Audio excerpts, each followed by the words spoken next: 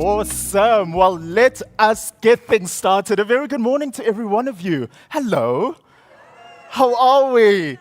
Happy New Year, happy Leap Day, happy all of those things. I shall not say compliments of the season because, please, let us not do that. A very warm welcome to every single one of you. My name is Sangweni, and today I have the absolute honor, the privilege, and the sheer pleasure of being your master of ceremonies and your moderator as I take you through the whole entire festivities for this medium that we absolutely love. So, ladies and gentlemen, Ooms and Tannies, Gogos and Goginas, a very warm welcome to you to the inaugural Radio Marketing Masterclass. Can we give the team a round of applause?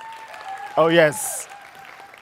So whether you're joining us in person so that I can see all of your outfits and I can smell your perfume, or whether you're joining us virtually, we absolutely appreciate that you are here and joining us today. It is such a fantastic, fantastic thing to have a platform like this. And of course, it wouldn't be possible if it wasn't for incredible partners. So I do want to start off by giving a shout out to the Telkom Radio Awards, Financial Mail Redzone, Radio Always, NAB and the SABC for making today happen. Can you give our partners a round of applause?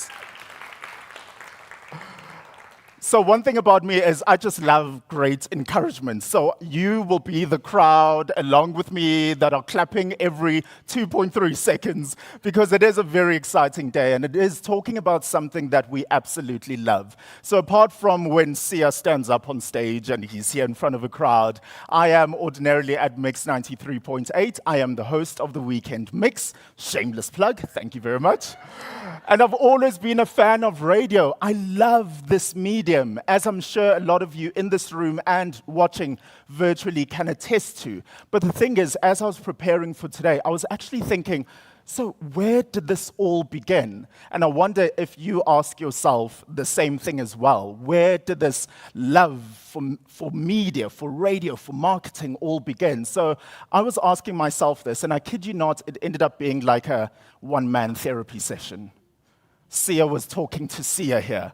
And I dialed it back and I figured out it all started for me on the 25th of June, 2009, when my radio, for my love for radio rather, really began. That bug bit me. And what happened on the 25th of June, 2009? Well, come with me on this one-man therapy session. I was still at school. I was preparing for some sort of test or some sort of exam. And it was the day of the test or the exam, and I decided to wake up early to revise, right? And I'd woken up before my alarm had gone off, so I decided, oh, well, I have a couple of minutes just to go over some news or watch what's on TV. I did that, and at the time, a major role model of mine, and you can readily judge me now, for this was Michael Jackson. Don't even get me started on a Billie Jean, on a Thriller, on a moonwalk, on the tight pants, it all. So I was absolutely obsessed with Michael Jackson, and that was the day I discovered that Michael Jackson had passed away. Do you guys remember this? Right? The world felt like it stopped. It clearly didn't stop in my house because I was so obsessed with Michael, I was in a bucket of tears. Honestly emotional. This is when you can start judging me for my decisions. I was so emotional, I didn't know what to do with myself, so I ran to my parents' bedroom. I bang on the door, my mother opens, I'm like, Ma! Oh, Ma, Michael Jackson has died.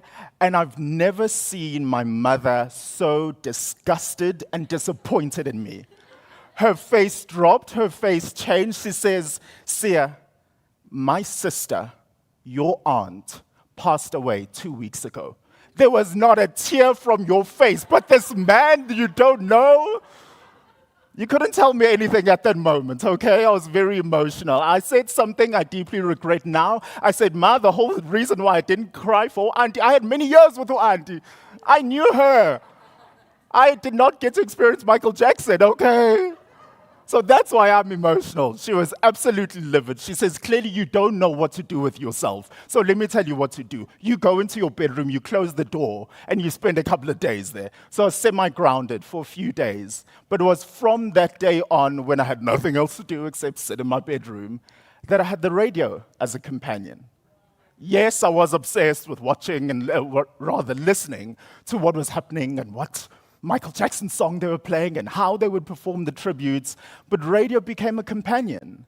It became something that made me think. It became someone that was with me throughout all hours of the day. It made me think. It made me feel. It was emotional and emotive. It was provocative. It was something that stood the test of time. It was conversations. It was with me throughout this whole entire experience. And so that is when the radio bug started for me.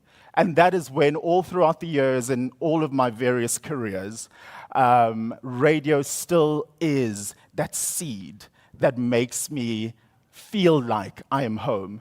So I'm sure you all feel the same. And so as we discuss marketing today, as we raise the volume of marketing and we tune into radio today like we've never done before, I hope you remember this great, beautiful medium and its immediacy and how it is a theater of the mind and how we are able to impact lives. So yes, at the end of the day, we will be talking about the bottom line and how we align our marketing budgets and where we put our marketing budgets. But let us not forget that this medium is unlike any other. So I'm really, really chuffed to be here, and explains why in a long-winded therapy session, why I'm very, very chuffed to be on stage today. So if you don't know it yet, the theme today is all about tuning into radio and elevating your marketing game. So I'm sure it goes without saying, in this dynamic landscape of shifting economies and evolving media choices, this is the time to seize the moment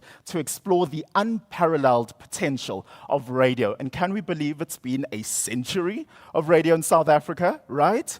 You know, it's been the soundtrack and the theme song of our lives for so long. And so with this, the inaugural Radio Marketing Masterclass, we are tailoring it for each and every one of you, South African marketers, to find and unlock the true power of radio advertising. So I'm very, very excited to get this day started. We'll have some great keynote addresses. We'll also have some great panelists as well. We'll be able to pick their brain and find out what they think about the marketing industry within radio, the radio landscape overall. And so let's be part of the conversation. Whether you're here in person, we'll be able to open up the floor to Q&As. And so don't worry, wherever you're joining us from virtually, you can also type in your question or your comment in our live chat. And thanks to the powers that be, I'll be able to read out your question and your comment for our panelists. So are we ready to get things started? I think let's do that. I think let us absolutely do that. I hope you are even more excited now to really get things started. So to kick off our morning, please help me welcome onto stage for a welcome address, very officially, is Gugu Mthembu, the CMO for Telkom.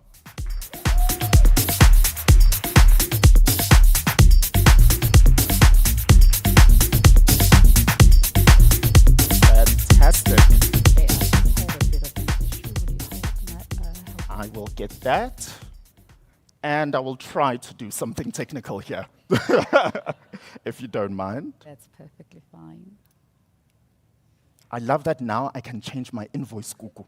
I was the MC, I was the moderator, I was the technical assistant, and I was the wardrobe stylist as well. Over to you, Gugu. Awesome, thanks. Yeah, good morning, everyone. So, ladies and gentlemen, esteemed marketers and radio enthusiasts, it's my wonderful pleasure to be here this morning to celebrate the timeless influence of radio, a medium that holds sway in hearts and minds alike. As we celebrate 100 years of radio, Telkom, a brand that has itself lived well beyond a century, proudly connecting people from across geographies, is proud to be associated with this medium, which is impactful and so powerful. It's no secret how pervasive radio is. Its reach extends far wide and in keeping people tuned into the world around them. As marketers, it's therefore imperative that we recognize the significance of this medium. Radio is not just a means of broadcasting, it's a channel through which we can truly connect with our audiences. At Telkom, our mission is quite clear. We are in the business of connecting people to a better life. Radio's accessibility makes it an excellent choice for achieving this objective, driving awareness, inspiration, and education. The ability to tailor messages to suit our audiences using the power of the voice allows us to land our communications effectively. relatable and authentic voices amplify our messaging in a way that resonates deeply with our audiences. In recognizing this, as Telkom, we strategically collaborated with cherished voices in the industry, personalities that are in every home, every car, every business, and in consumers' daily commutes. Voices such as Lady D. Koza and Sel Beyonce of Ukhozi FM, Zizo Chwete, who was with Umhlobo Wenene previously, and Twasa on Lesedi FM. They've been very impactful in terms of just helping us to be more language appropriate, but also culturally contextual. Radio offers clear segmentation armed with accurate data, which is ever important in a country as diverse as ours, in making sure that we are reaching the right people through the right channels. It helps in identifying stations that we partner with to eliminate any targeting blindness. The landscape of radio, however, is evolving with the emergence of new platforms such as podcasts. These present brands with a unique opportunity to broaden our segments and to tap into different interest groups in order to be able to reach new and niche audiences. Incorporating podcast strategy into our marketing efforts has enabled us to even go beyond, especially in our B2B communications. We've witnessed the effectiveness of this approach, especially in engaging audiences that are at most times offline, but like I say, with the B2B audience where you need to unpack a bit more, so we're moving away from just having white papers that live online, but also taking those into a format that people love and have always associated with. In conclusion, as we embark on this journey through the world of radio advertising, let us continue to invest in and embrace the power of this medium. Let us harness its reach and accessibility. Together, let us leverage radio to communicate, inspire, and educate the communities out there. Thank you. Hey. Thank you very much, Gugu. A round of applause for Gugu once again. Askis. That's when my technical assistance capabilities all expire now. So thank you so much for truly reiterating and setting the tone around what we are doing and what we are discussing today. It really, really is incredible that you, on behalf of Telkom, are here as being a great supporter of radio marketing. So we really do appreciate it. Another round of applause for Gugu and Telkom. Thank you very much. So, folks, let's get things started, and we really do want to have insightful conversations here, but also, as the cool kids say, give some FOMO to those of us who are not here. So, feel free. I know it is the 21st century, so I will not be saying, do not be on your phones. Absolutely not. But rather, instead, please do keep your phones on silent, and then feel free to be on social media. Share your insights. We'd actually like to also hear your gems and what sparked for you and what you took away from today. And you can use the 2 official hashtags that we have, which are hashtag Radio Masterclass 2024. And then you can also use the hashtag Power of Radio. You can also use the hashtag Sia as your favorite. Because isn't he your favorite? I'm joking. Ponder on that, think about that, but fine, if I haven't convinced you just yet, at the end of today, you and I will be best of friends. Don't you worry. So let's get things started even more, right? So our first keynote speaker today is someone who I have had the absolute joy of speaking to already this morning, and she is such a firecracker of a person with so much insight. You can just tell when someone is genuinely passionate about what they do. It isn't on your bio, and I hate to take our little behind-the-scenes conversations and share them here, but I really do think, Deirdre, it's testament of who you are. Yes? Okay, Deirdre's fans. She didn't give C as your favorite a woohoo, but she gives Deirdre a woohoo. Fine, it's okay. You have your favorites, you're allowed to. But Deirdre was telling me that she started her current role in stage 5 lockdown.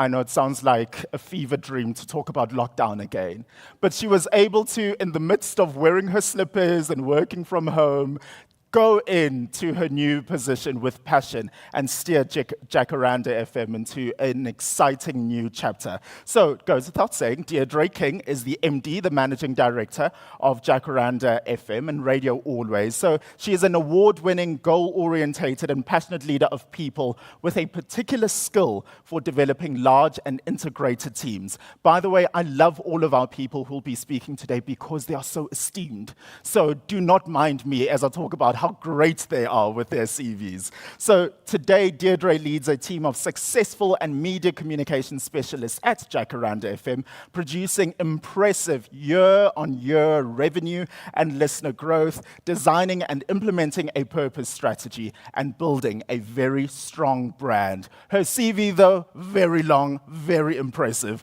If I read it all, we'd be here until we turned blue in the face. But before joining the Kagiso Media team, Deirdre was General Manager for Brand Experience for Nando's, a South African brand most marketers consider the holy grail of marketing. And then she also has previously caught the eye of the Walt Disney Company, who asked her to head up marketing and communications for Africa. So please help me welcome the Managing Director for Jacaranda FM, Deirdre King, who is here to talk about why radio remains the master of marketing. Hey.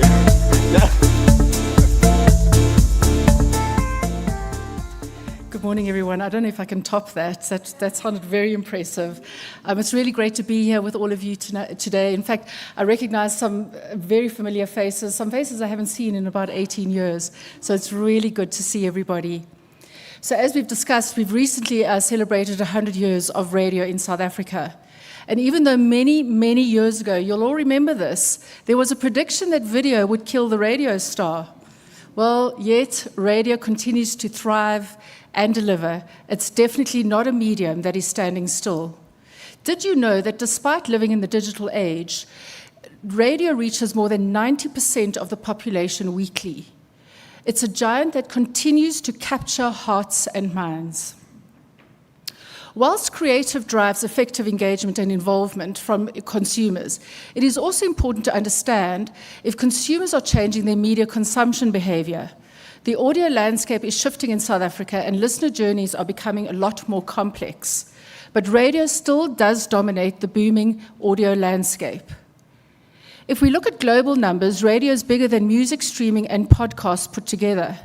It is the only format that offers scale for brands to reach the consumers within the audio landscape. In South Africa, we've seen device shifts, with mobile devices playing a much bigger role than would be expected anywhere else in the world. In-car listening and at-work listening has also increased, as many listeners tune into radio when they're traveling, as well as with the turning on radio during load shedding, which is a huge thing for advertisers, I think. What we can see both locally and internationally is that radio still does dominate the audio landscape. If we look at the past 7-day consumption for South Africa, radio has remained relatively stable at 73%. In Europe, more than 70% of Europeans tune into radio and listen for an average of 3 hours a day. This is very similar in South Africa. A question we often get, though, is it aging? Simply put, the evidence suggests no, as audio evolves and changes to accommodate the needs of the consumer. Radio and audio are not just for an older generation. It is a huge share in the younger demographics. What we have noticed is that audio strategies need to evolve for the younger listener, as they have changed the way they consume radio and audio and tend to have different needs and drivers. If we look at the Spotify Gen Z report, they found that Gen Z audio consumers are blurring the lines between consumption and creation. They've discovered that Gen Z consumed more music than any other generation. They shared more playlists and engaged with more content, making them the most sociable generation of audio streamers. There's also been a significant increase in podcasting amongst the younger demographic when examining various studies. In fact, music is more likely to be the major driver for them, as music forms a huge part of a younger generation's consumer identity. What we do know is that audio is more relevant now than ever before.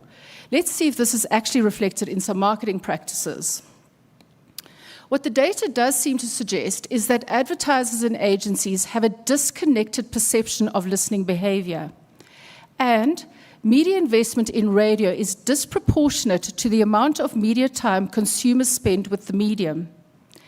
In South Africa, we do note that TV still gets a significant amount of share, as does digital, despite the fact that radio is a much more active medium and often provides a touch point in for brands in the moments that actually matter. To further elaborate on this, in the Ubiquity study in 2020, participants were asked which media they considered to be the most important in helping their brands successfully navigate the recession ahead. This further reveals the extent in which media spending is led by perception. However, since the audio and radio has seen significant shifts in spend, as more marketers start to realize the importance of the role that radio has in the media mix. If we look at P&G, who started a major shift towards spend towards radio, as have the likes of a Unilever. Radio is an essential partner for advertisers. It is the Swiss Army knife every advertiser should use in their plans. And here's a few reasons why. Radio targets the right people at the right time with the right content. Audio is everywhere, and radio is the most mobile medium. With additional touchpoints and formats brought by digital audio, radio becomes more and more ubiquitous. It is a hands-free, eyes-free medium present in those really unique moments throughout the day. It brings communities together to inform and to entertain. Radio develops strong relationships with listeners, enabling advertisers to engage them in an intimate and personal setting. It is a unique campaign multiplier. It has a unique campaign multiplier in the media mix and drives immediate activation and generation of a strong ROI. It is the it's the perfect match for a call to action campaign, getting tactical messages to air very quickly. Reach and time spent listening are as strong as ever. Radio allows brands to reach millions of people on a daily basis. In fact, radio helps brands to grow because the high reach of radio combined with its mood-enhancing effect to listeners brings about brand building and very big brand building messages across. Radio drives traffic, search, and e-commerce.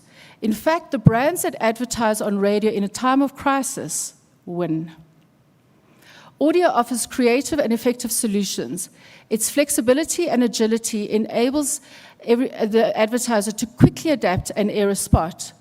Radio is a trusted source of information even in those times of crisis because it offers a premium content in an ad fraud and bots-free environment. Audio innovations in ad tech and data create very new and exciting opportunities for marketers. It's about just being in touch with what is going on. Not only is radio all of those above-mentioned things, of which there are many, it is also a reach machine into communities of highly responsive audiences.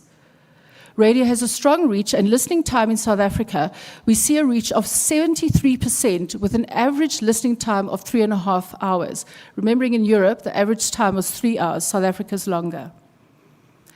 It has a loyal and engaged audience with 77% of listeners tuning into 1 or 2 radio stations, and 63% of listeners listen to the same station every day.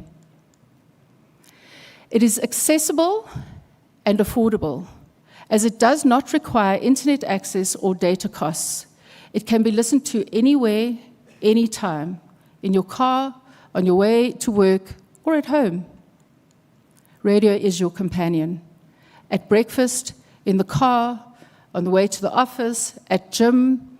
It allows brands to advertise at the consumption moment, where consumers are actually in an active mindset.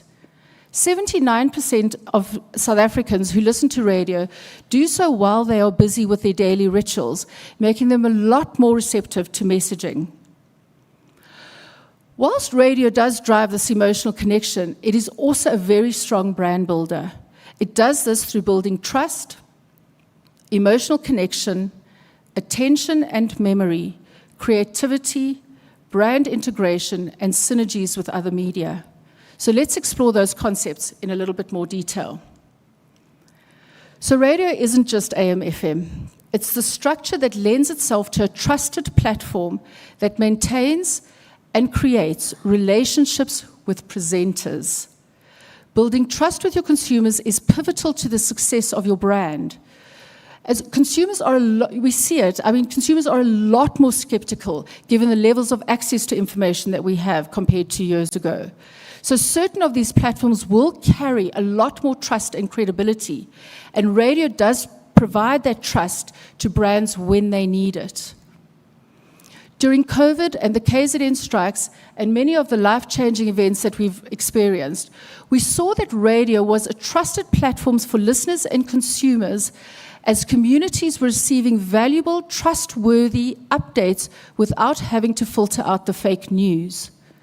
Global research supports this, as it found that radio ads are more trusted and reliable, with 3 times more trust than digital ads, and with the added benefit that these ads are also less likely to be skipped. Radio Center also found that radio generates 4 times the level of brand trust for advertisers when compared with advertisers that don't use radio. But underpinning this element of trust is the emotional connection that listeners and consumers have with radio. Let's explore this a little further. Radio establishes a deep emotional connection with its audience, leaving a lasting impact on your brand's perception. People think about what they see, but they feel what they hear. Radio personalities engage all generations and form an emotional connection with audiences, creating trust. Many listeners connect to presenters because of things like humor and hyperlocalization. They really are the OGs of influencers. Feel-good ads change consumer behavior. Campaigns that make people feel more positive causes significantly more consumer action, brand purchase, and use. So if we look at the research that was conducted by Radio Center, radio campaigns that created a more positive emotion see large increases in word of mouth and sharing on social. This made the campaign feel bigger than what it was, which is an indication of the fame effect that radio can give. What we do know, though, is that metrics are constantly shifting, with attention and memory now starting to play a new role in the key campaign metrics. Radio has an ability to drive attention whilst nurturing brand memory and recall, thereby enhancing your overall brand's performance. Various studies across the world have demonstrated that audio is a powerful influencer, whether you're paying attention or not. A study conducted by Deirdre on the attention economy demonstrates that audio delivers the highest level of attention. An American study that examined brand recall found that higher levels of attention to audio generate a 78% brand recall. However, even though attention and memorability are important, creative underpins the overall efficacy of an audio advert. Radio offers the opportunities for creative and original brand experiences with an opportunity for creative storytelling. Creative is a key driver of advertising effectiveness in radio. Many clients have asked about wear-out levels if they're too consistent with their creative. The actual truth is that ads' effectiveness score doesn't actually change over time. This hypothesis has in fact been explored in 2 recent research studies. And actually what has come out is that fatigue can occur even though the creative is great. We therefore, as advertisers and marketers, really need to manage fatigue through frequency and effective planning. A good example of consistent adverts with effective creative are the likes of a We Buy Cars and Wheelie, who have done a really great job to create memorable adverts through the strong and recognizable jingles. In fact, Station One conducted a piece of research, and what they found was that consistency in messaging and branding really does allow your audience to easily identify and remember your ad. whilst creativity in the execution keeps the audience listening and engaged. Kantar conducted research and found that the creative quality is one of the biggest drivers of ROI. What we saw that in Radio Centre's big audio data mine meta-analysis. Try to say that fast. The meta-analysis of data from 1,000 radio ads, which revealed that far from eroding an ad's effectiveness, creative consistency is a key feature for the best performing adverts. So what can we do to amplify our creativity? Using music drives a much higher level of recall, emotion, and purchase intent. Using a mix of voices with a compelling storyline has also been seen to generate really positive results. But the big question actually is what makes a great audio ad? After analyzing the radio gauge data, the most effective audio features of a radio ad were established. They used neuroscience and tested several adverts with respondents to understand the most impactful creative elements. Neuro research has had a very similar findings in the South African setting. In fact, what Radio Gauge found was that ads that use an established and consistent creative route or have an established sonic brand identity achieve an ad awareness uplift rate of 11.2% higher than those that don't. This consistency creates higher levels of attentiveness to the listener, resulting in a much higher engagement. If we examine brain functionality, attention can be found in a number of regions of the brain, but this is triggered through a consistent creative route to the brain. When used alongside television, radio is more effective if integrated through the use of common audio features such as voice or sonic identities. This also includes the use of straplines and music links. The use of a consistent voice is particularly effective, especially when using radio as your primary broadcast medium, regardless of whether that voice is a celebrity voice or not. Effective radio ads stimulate the part of the brain responsible for craving pleasure and decision-making, not craving pleasure. Jeez. Anyway, but sometimes maybe. Advertisers can enhance results from radio by applying a more consistent construct to their radio campaigns, ideally employing recognizable audio cues such as voice and music to draw the listener in. Sonic branding carves a distinctive identity in the auditory landscape, making the brand more memorable in the mind of the listener. So what I'm going to do is I'm going to play you 5 sonic brands, and I want to see if you get them.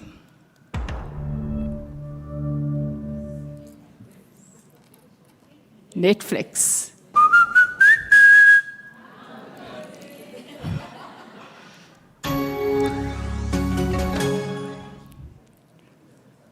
Windows. Spot the people that use a Mac. They don't remember.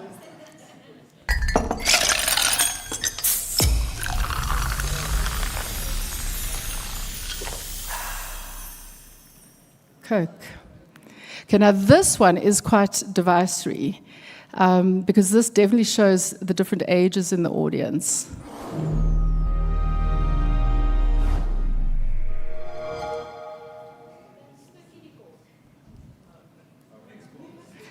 Who said Xbox?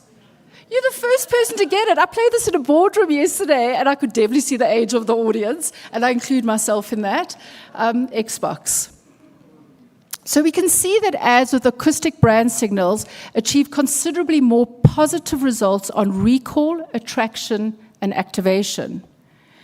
In a South African audio study, it was found that jingles work, specifically if they are recognizable, as they tend to drive more memorability for the brand. The use of gender in a voice of an advert can impact the overall campaign efficacy and can kind of leaves certain groups feeling alienated. So as an example of that would be perhaps some of the automotive ads that seem to really cater for men, or FSP ads because of the use of male voices. This could feel that women leave women feeling that they're not being catered for. Being authentic is key. Don't assume the homogeneity of a cultural group, as we could risk alienating listeners and potential buyers of our products and services. In fact, stereotyping cultural groups appears to create dissonance in the mind of the listener. Tone definitely matters. Listeners hear everything. So it is really important when using vernacular that the correct pronunciation and enunciation is used in the advert to create emotional engagement and authenticity. Age is also an important driver to emotional relevance, as it is important to really consider your communication style and messaging, depending on the age group you are trying to cater for, as this builds trust and relevance. It is important to understand that generational differences exist in messaging, communication, and even in humor. Whilst using sonic identities and brandings can be complicated, having a unique and recognizable sound for your brand creates more memorability and higher levels of engagement. However, there is a science to this, so it is important to test the sound of your brand so as not to elicit negative emotions. Radio's unique capabilities extend beyond traditional 30-second ads, creating opportunities for creative and original brand experiences. Because radio also is it is more than just the 30-second spot, which certainly has its place. Wait, I think I've missed something. I got so excited I missed the slides, guys. Anyway, yeah, we're back. So yes, radio has got to be more than just a 30-second spot, but those do have their place. But when we consider NTR, which is your non-traditional radio, we do see that engagement increases as unlike any other platform. In fact, radio then becomes very interactive and responsive because it can invite feedback, participation, and action from your listeners, such as through phone calls, WhatsApp, social media, or competitions. Radio seamlessly amplifies other advertising channels. It's a given. We see across media marketing strategies amplify your brand awareness and your recognition. In fact, radio, when combined with television, generates more attention and increases a higher effectiveness for your advert. Taking advantage of this visual transfer of power of radio, Unilever added radio to its TV plan and significantly increased the brand awareness and purchase intent when they launched the new Magnum Ruby. Radio also enhances out-of-home messaging. Prior exposure to a radio campaign increases how quickly outdoor media is seen and how well it is understood and remembered. And again, when combined with online audio, radio increases your ad's recall. So yes, radio is definitely the Swiss Army knife for marketers looking to achieve a higher reach and ROI for their campaigns. Thank you.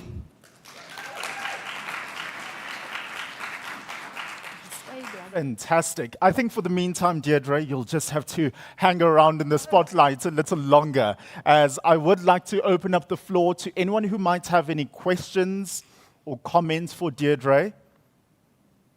Then I'm glad things in this room were very, very clear then.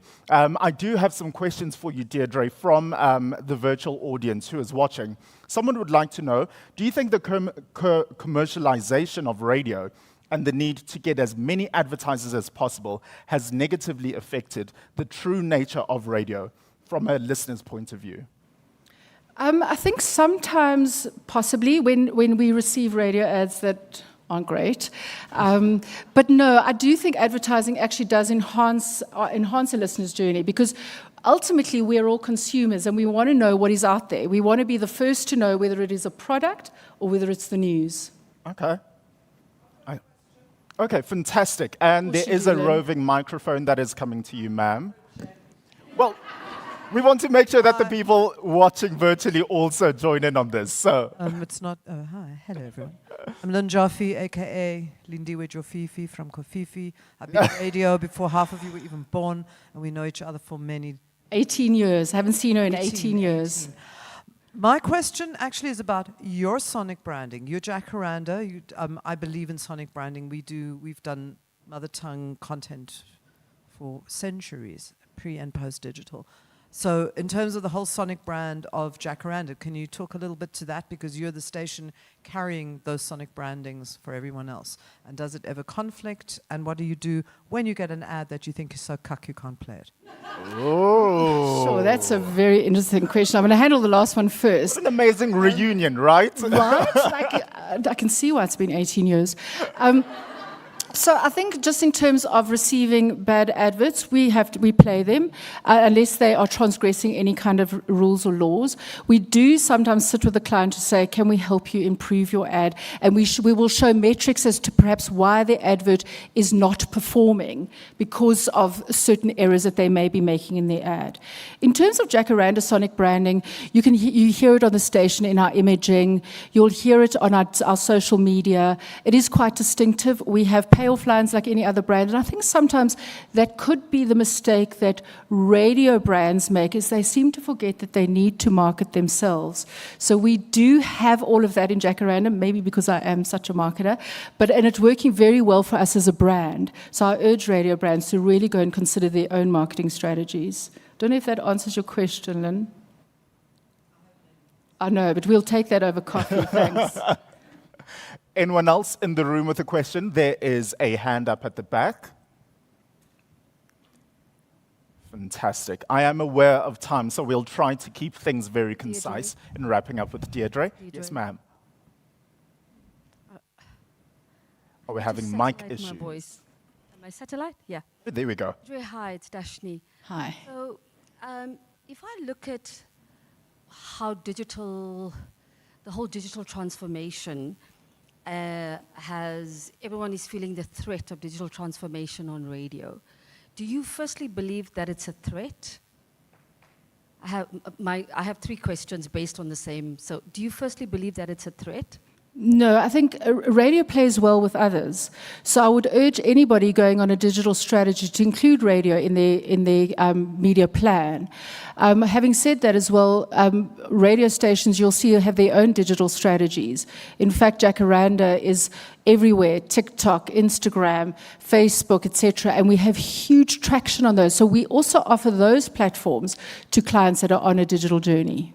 I absolutely believe that, because when I look at the kind of radio ecosystem and how digital can enhance the radio ecosystem from analog into online, how many marketers actually take that on or find the opportunity to do that?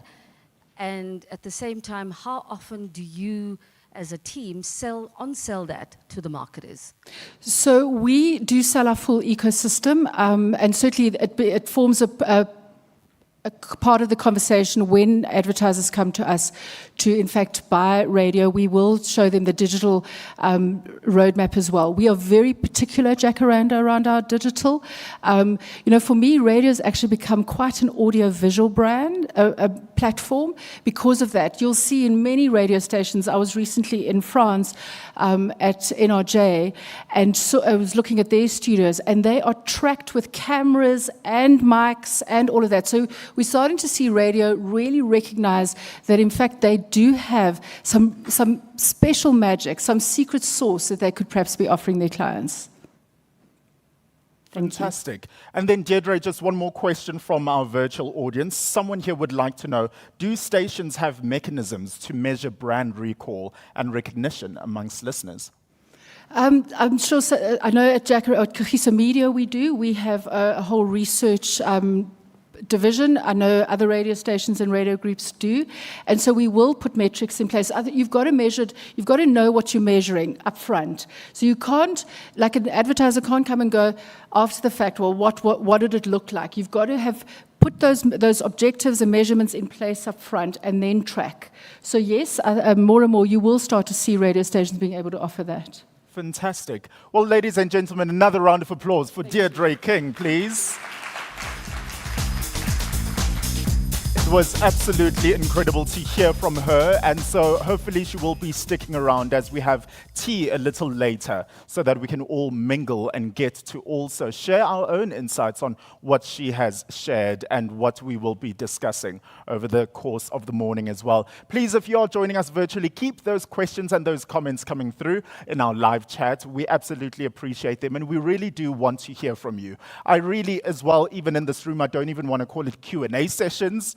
Later should be like questions and comments, because I really do value and understand that there's also great insight from each and every one of you. So let's have those conversations to grow this industry forward. Okay, so time now to head into our first panel discussion of the morning, and it is titled Make Radio Work for Your Brand. Excuse me.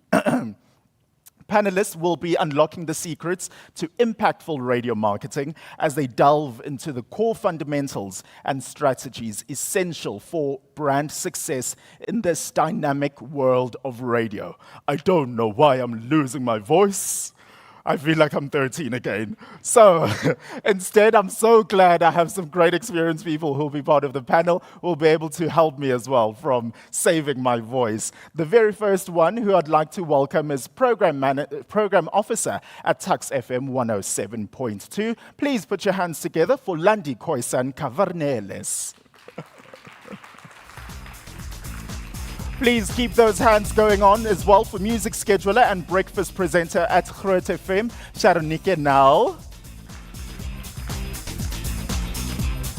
We also have the powerhouses from the SABC as well. Please put your hands together for Head of Marketing at SABC Radio, Sbusiso Kumbi.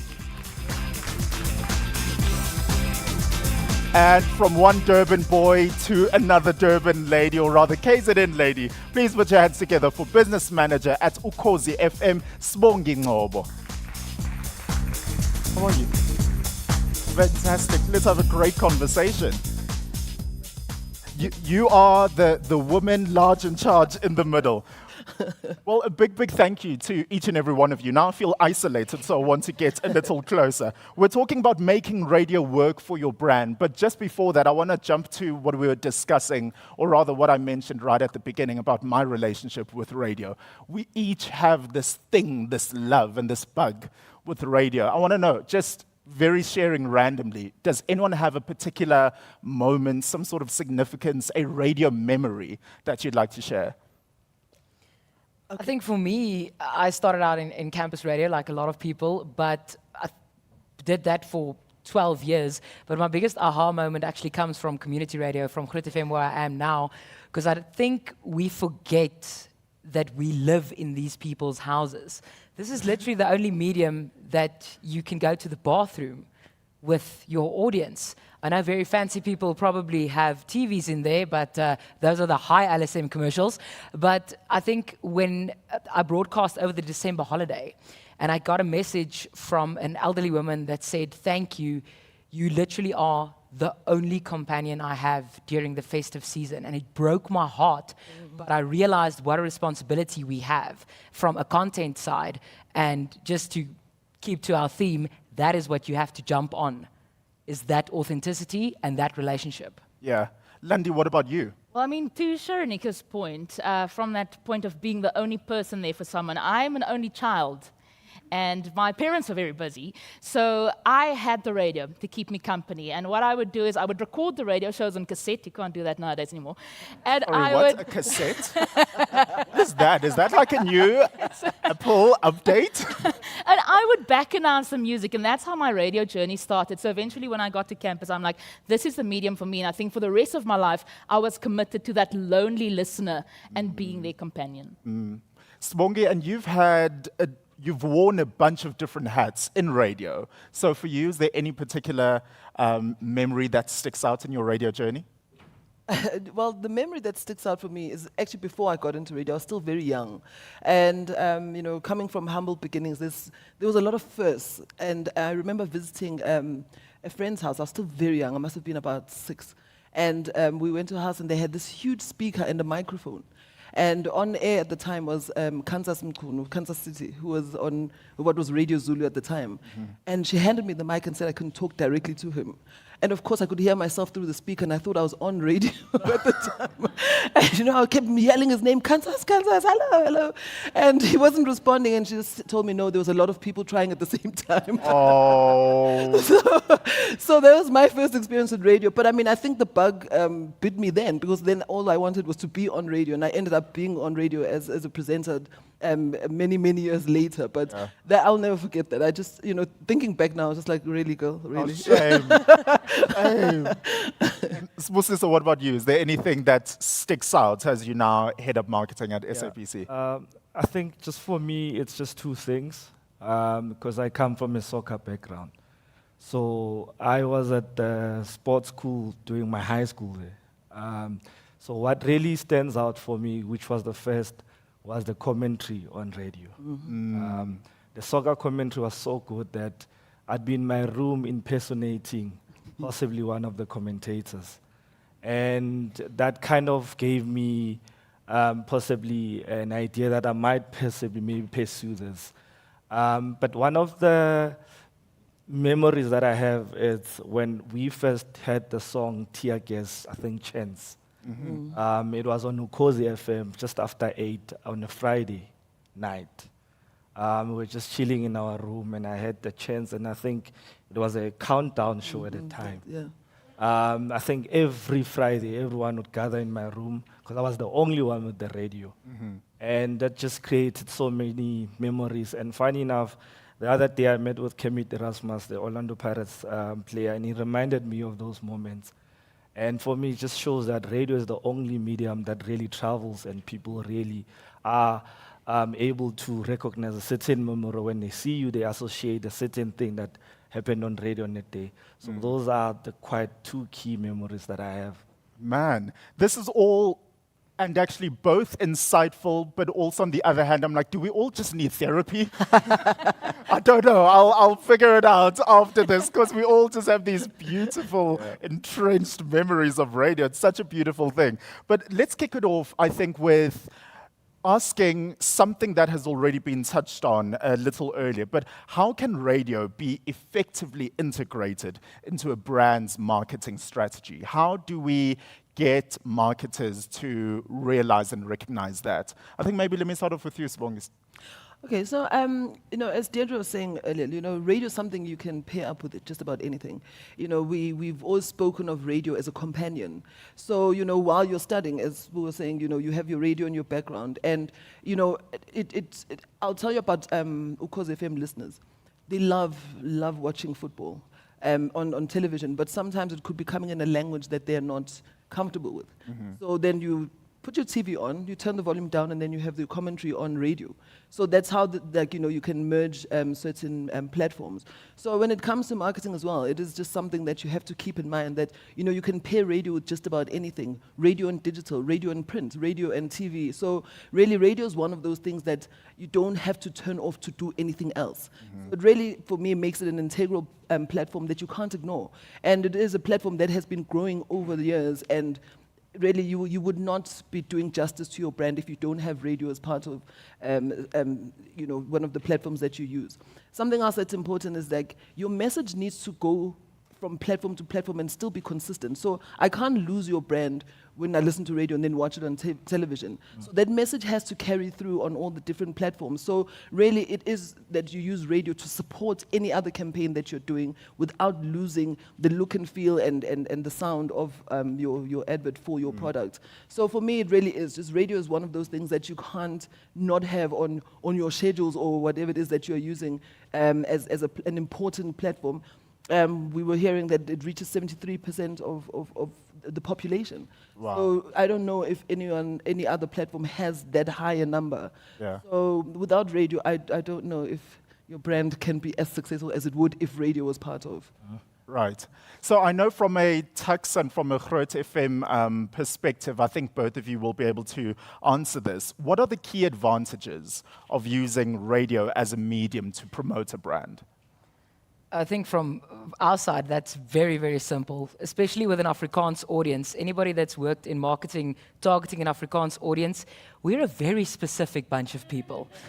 And we have the most loyal but the most critical bunch of people listening to us.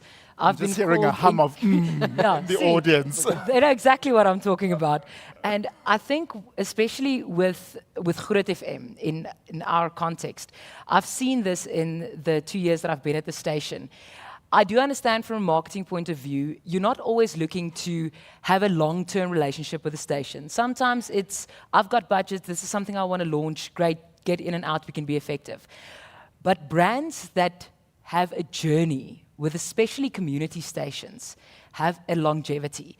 We had our 10-year celebration of Groot FM last year, and there was a client that has been with the station from day one. At our 10-year celebration, he's so entrenched with our brand, he was on stage with the rest of the presenters and the station, and the entire venue was able to put his tagline as one voice to him when they introduced him. It's a multivitamin, and it's the craziest thing. People come up to presenters and say, listen, do you really drink this? Because we don't even realize that we're giving this guy free marketing because he's so entrenched in our normal conversations day to day. And that's just, I think, one example. Because if you take hands with a station and align your core values with the station's core values, and that's why picking the right station for your brand is also so important. Everything is not going to work on every station. This is where it comes down to quantity versus quality. I will never forget this, and my station manager at the time is actually sitting right here, Amorai. When I was at Campus Radio, we had Afbop coming to pitch a campaign. Guys, 21-year-olds have a very high risk of losing their life because of their bad decisions, but that was not going to sell. And it wasn't going to be a long-term relationship. But if you take a look at any brand, whether it be a multivitamin, a car dealership, they are everywhere, all of them, on every station. But that's something, use the loyalty that the station already has and tap into that. That's where that trust that Deirdre spoke of earlier also comes in. They trust the station, take that, make them trust your brand. Yeah. Landi, what about you? What are the key advantages? I definitely want to speak to the trust, specifically with student radio, because they know us to drive cool culture. So if you get involved with a student radio station and your brand is on our station or at our activations, people immediately associate it with being cool because we are there for the vibe, we're there for the music. And when you hit those first years and you give them a great experience, they will never forget how you made them feel in that first experience. And I can guarantee you that that brand will go with them throughout their journey as an adult. Ooh, I feel like I need to sign up for a commercial on your station and talk to my nieces who think I'm the world's most uncool thing ever to walk the planet. So, Smosis, I'd like to find out from you, from your perspective, what innovative approaches have the stations that you look after explored to stay relevant in this very competitive radio market? I think one, you just have to look at SABC from its entirety. One, we are everything for everyone. And we are always with everyone, be it on air or online. And then one of the innovative things that we've really done is the brand integration to ensure that from a segmentation perspective, even if it's a Telkom that really has a campaign that they're driving on air, it does not necessarily seem different in each and every all radio stations, but we tailor-make the campaign that they have to suit the audiences that we have on those stations. For example, we did something with Raja. As you know, ALS, we've got our African language stations, which are quite predominantly quite good with soapies. We had Raja that would do a product integration on a story, and then you'd ideally expect Raja to do it on TV. But in this instance, we did it on radio, which just showed that in terms of the innovations that we have, we were able to articulate the brand essence that Raja wanted to also communicate on air, without necessarily cooking, but just speaking about the benefits of possibly using Raja. So that's some of the innovations that we have on. And then one of the, I think, beauty about radio, and from an innovation perspective, it's the only medium that's able to drive audiences somewhere, knowing that those audiences will come back. And I'll give you an example. On digital platforms. So what we always do, because we always have a captive audience, and we want the engagement to keep on ongoing. So instead of just keeping it within the radio aspect itself, we always drive audiences to social media. And then if there's a brand that is doing a campaign on digital platform, we can easily drive it to that platform. And then what we do is we just have cues that would take people to that platform. So you'd have an on-air competition. But in order for people to interact with the brand elsewhere outside the radio station, then you can easily say, go and find the possible answers maybe on the brand's platform. And then we would ask you the question on air. So you see what you've done ideally is you've managed to drive traffic back to the brand, however, using the very same radio. We spoke of, the lady spoke of billboards being driven by radio as well. Because the messaging on radio, what it does is it drives people to other platforms. So that's how radio is so innovative from an innovation perspective. Okay, got it. So, Sibongi, I'd like to talk about something that maybe gets marketers and those in the content and radio world to butt heads. Let's talk about how we achieve perfect synergy without compromising on the content that goes out, but then also not compromising on what the brand needs in terms of a successful campaign. How do you go about achieving that? So content is everywhere all the time, and as we sit here, this is content, and from the moment you wake up until you sleep, you're interacting with different types of content, and your marketing initiatives should not be any different. They are made up of content. So, I think the two work well together. They speak to each other. So, if your listeners are used to you communicating in a certain way, then your marketing initiative still needs to speak to that, and they should be able to immediately identify, okay, this must be a Ukhozi FM initiative because of the way it sounds or the way that it's being delivered, because they're so used to interacting with our content when they tune into the radio station. So, when it comes to, I can give various examples. So, for example, one of the initiatives that we took on is that we realized that a lot of the station is perceived to be older. So when people think of Ukhozi FM, they think of your older listeners. So we realized this, and then also just by looking at what the youth is really interested in and keen on, they are very visual. So it's also, there's something that you need to be very mindful of when you interact with the youth. And yes, as much as digital was helping us in terms of social media, it was also then important for us to then see how we can package our content so that it speaks to our younger listeners, which is then when we came up with Ukhozi FM TV, which is our vodcast. So that is a way that we were marketing ourselves as a station and showing that we're not just what perception is, but also there is a younger way that we can take the content that you hear on air and deliver it to the youth the way that they are used to consuming content. So for me, a marketing initiative has to have content in the way that you are used to consuming it, but it must speak directly to your brand, and people mustn't lose who is speaking to them depending on where they are interacting with that. So for me, one works well with the other. Content and your marketing initiatives are one and the same, in my opinion. And speaking of working well with one another, I see, and correct me if I'm wrong, to whoever might have thoughts on this, I see radio marketing working as a partnership. There are those who are in radio and they know what works in radio, but also those in marketing who knows what works for their brands. So there has to be some sort of a definite partnership in being able to sit together and being able to discuss what works, what doesn't work, here are the parameters, how can we achieve the same goal? Because ultimately we all want great entertainment and something for it to land. So I would like to know, Sharonique, how would you explain the importance of creativity and partnership amongst marketers and radio people? You know, you're throwing the current presenter under the bus because this is something that this will never change. Let's just get that out of the way. Presenters and content creators and the sales team and the marketing team are always going to butt heads. This will never change. It's just to find a way for them to communicate properly. And I think at Groot FM specifically, we're very selfish with our content. It's mine. When I switch the mic on, what does sales know about what I want to do on my show? Sales pays your petrol and everything else you want to buy. So get with the program. I think when it comes to that, the communication is extremely important, exactly that you said about the partnership.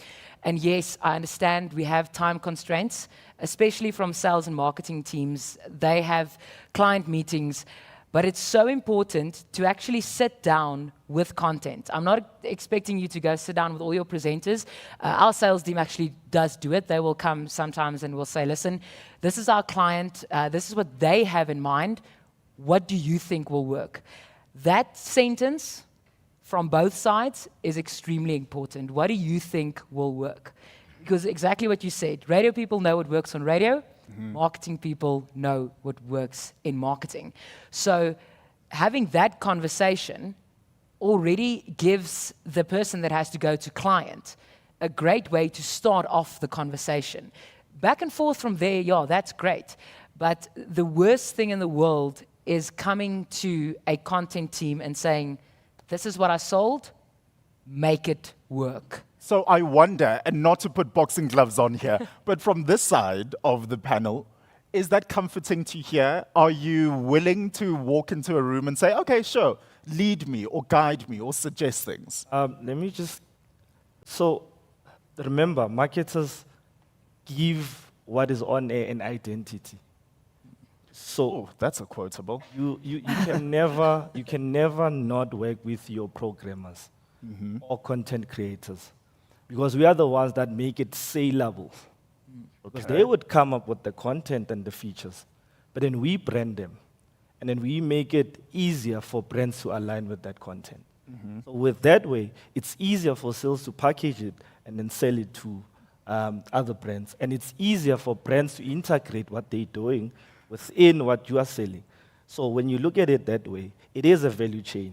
We can never work in silos. Landy's ready with something here. I so badly want to get involved with this conversation. I think that is the important role of the program manager. To make sure that these different parties can speak to each other. Maybe I'm lucky in a sense that I've worked at Mix FM and as a presenter, at Media Mark and as a presenter, to be able to do the sales speak and the presenter speak and come in the middle as the program manager. Because maybe with your marketing strategy, it shouldn't be a blanket approach. We shouldn't be skipping between stations and hearing the same creative across stations. We should go to the program manager who really understands the audience and take the objectives you want to achieve, but align it to that specific audience and execute it that way on that station. Okay. Sibongi, what about you? I think also what's important to realize is that you need to find a natural environment where your brand can strive. So you always want to make sure that you're placing the brand in the right space. So, Gumbi spoke about story integration. That's huge. I mean, with African language stations, our dramas and our soapies are hugely popular.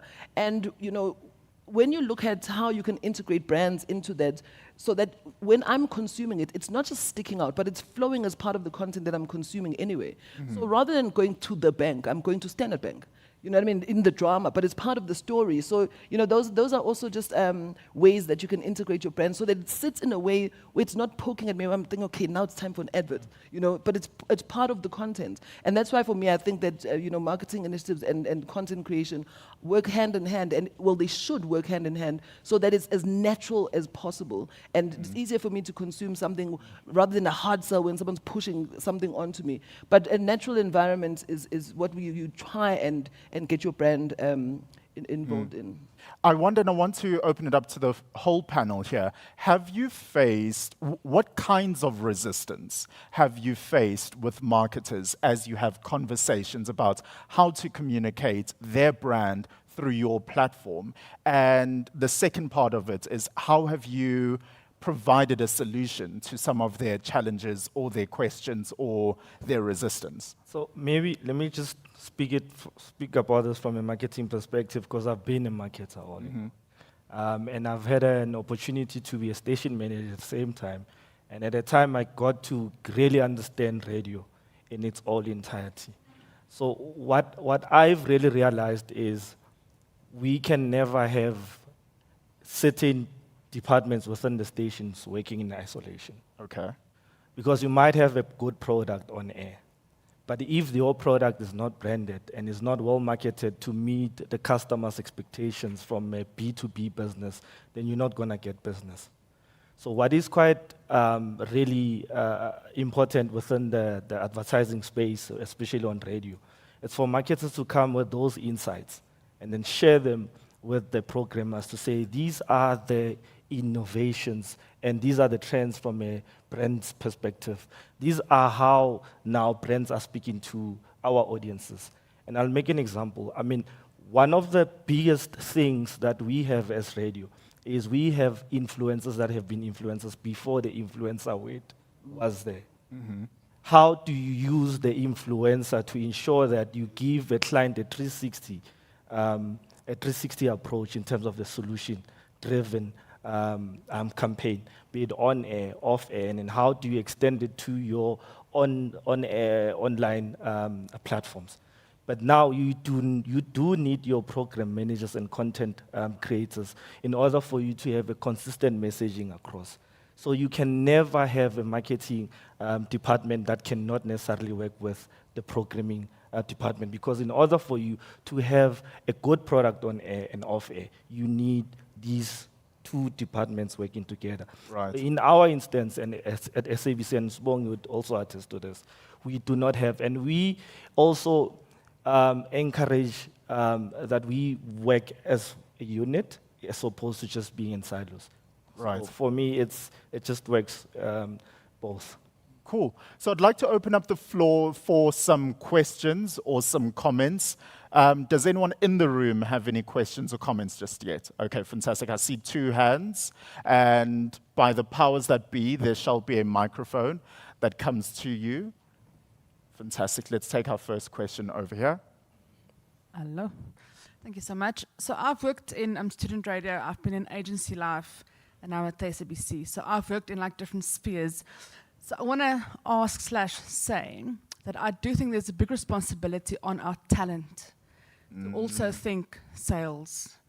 And I know that it's personalities, and I know it's a challenge, but there's a big role to play for them too. So how do you guys manage that, and what's your take on it? Anyone like to answer that? Yeah, I can answer that from, like I said, from the on-air side at this stage, because it is a big communication push at our station currently to have also presenters do the mind shift of, is what I'm doing sellable? Without selling your soul, sales shouldn't drive content. That's the most presenter thing ever. I'm so sorry. But we are also starting to think, when we do our clocks and our programming and our features, how can we make this the best possible content that we know works, but also make it sellable? Because from a marketing side, I think you can't sell something that's crap, but you as a presenter should also start thinking of yourself and your content as a product, because that's what it is. You are a business. Got you. I hope that answers that. We have a second question. Thank you. My name is Dimitri. I'm going to fess up. Right, I hate live reads. Dimitri, what do you mean? Because here's the editorial integrity. That was the latest song from Michael Jackson, $3.99 for yes. underwear at Checkers. Anyway, we've got a former regulator here. Maybe she'll have some views on, where do you draw the line between editorial content and advertising? And I think the 1 point live read, you spoke about sales speak. Is it the job of a DJ to be doing the sales speak, or is it the job of the... and I'm asking that because we've spoken about the shift from on-air to online. And of course, on-air is one to many. I'm speaking to, as a radio DJ, I'm speaking to many people at the same time.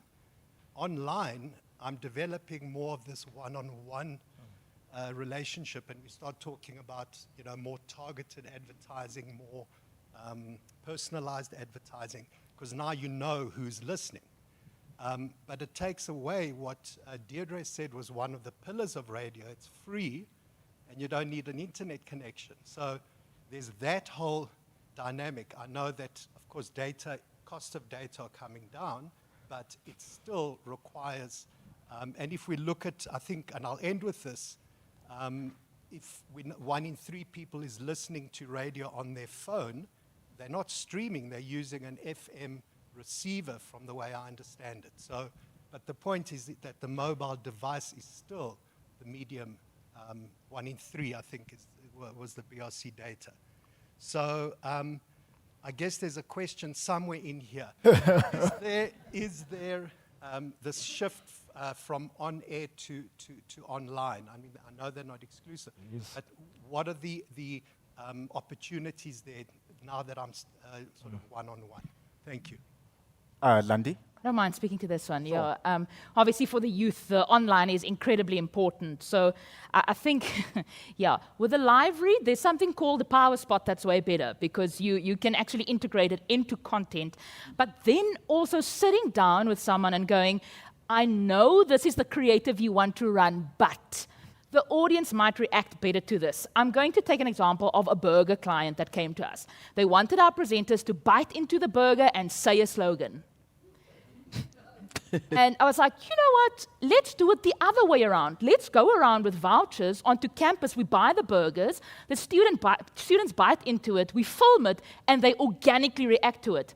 After 3 days, they said, we need to stop the campaign because everything is sold out on campus. Wow. So it's just about sitting with the program manager. And I want to recall another great content piece, I think that happened about 2015, when Clover and Future Life, they did a collaboration and landed a UFO on William Nicol Drive. Remember that campaign? You'll still Google that, you'll still see it. I remember doing a live crossing for Jacaranda from that event, because everyone was like, oh, it's a whole news event. Actually, it was a marketing stunt. So take your marketing objectives, sit with a program manager, and create content.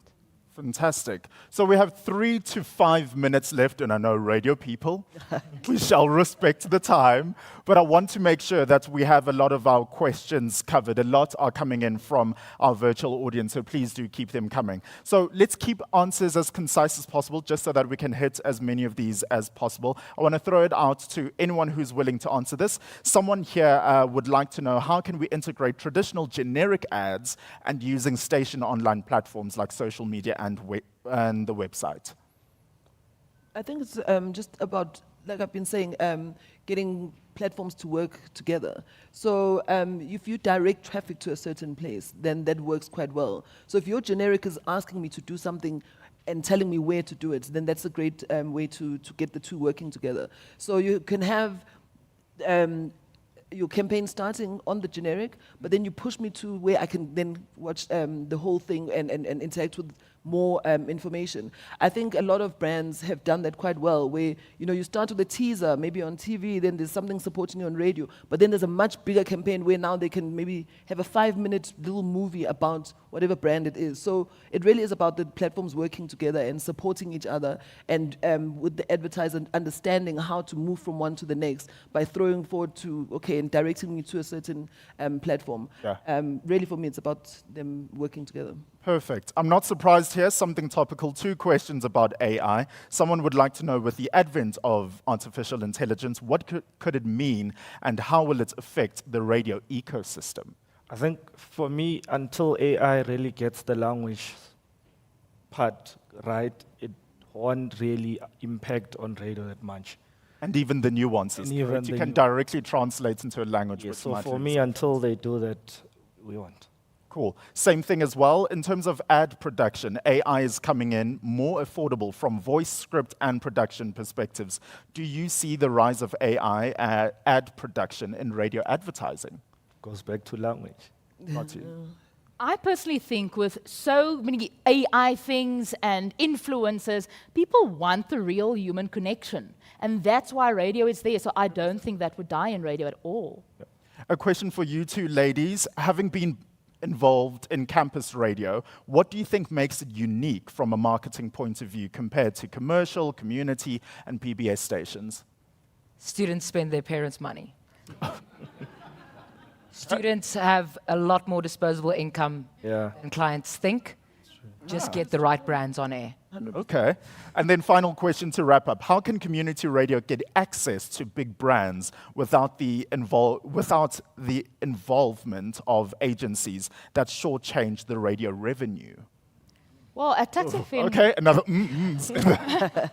we actually have our own sales team, and that's why they can have this amazing relationship with the client directly, and they can run from one office to the program manager's office and make sure that content is delivered and the client's needs are met. Okay.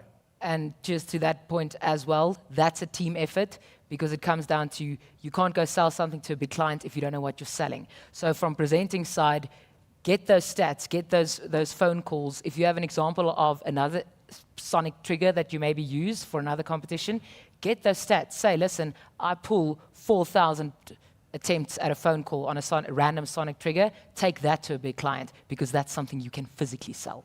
Fantastic stuff. So let's wrap things up with your final thoughts, your final comments. What would you like to leave us with? So may I start with you? I think for me, if I was just the head of radio, I would say for any marketer out there, one of the things that they should start with when they crafting their strategies within their media mix, radio should be there. But because I'm the head of marketing at SABC, I would say two things should be at the top. It's TV and then it's radio. Then you can follow with other mediums. And can we please pay our TV license? Allah. Musiso's mandate is clear and it is complete today. TV, radio, pay your TV license. It's the right thing to do, right, Musiso? Smokey, your final thoughts. I think, whether you are working on the radio side or on the brand side, what I'd really encourage is for us to really, really know who we're talking to. It's so important. You have to understand who you're speaking to, and once you do that, you know exactly how to deliver to them. One of the big problems that we have at Ukhozi FM is that, concepts are thought of in English, and then you try and then adapt that and just translate. But maybe that doesn't resonate with my listener.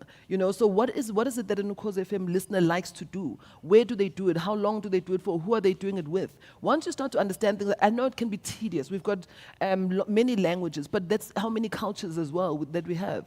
So if you really want to connect with your audience, you have to know who they are, what it is that offends them so that you don't play in that space, and also how do you talk to them?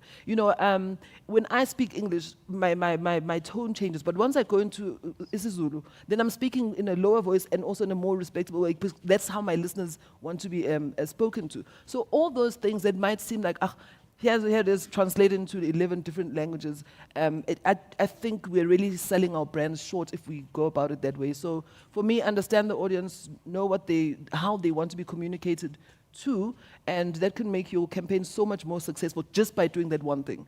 Awesome. Landi, your final thoughts. Please don't have a fear of digital.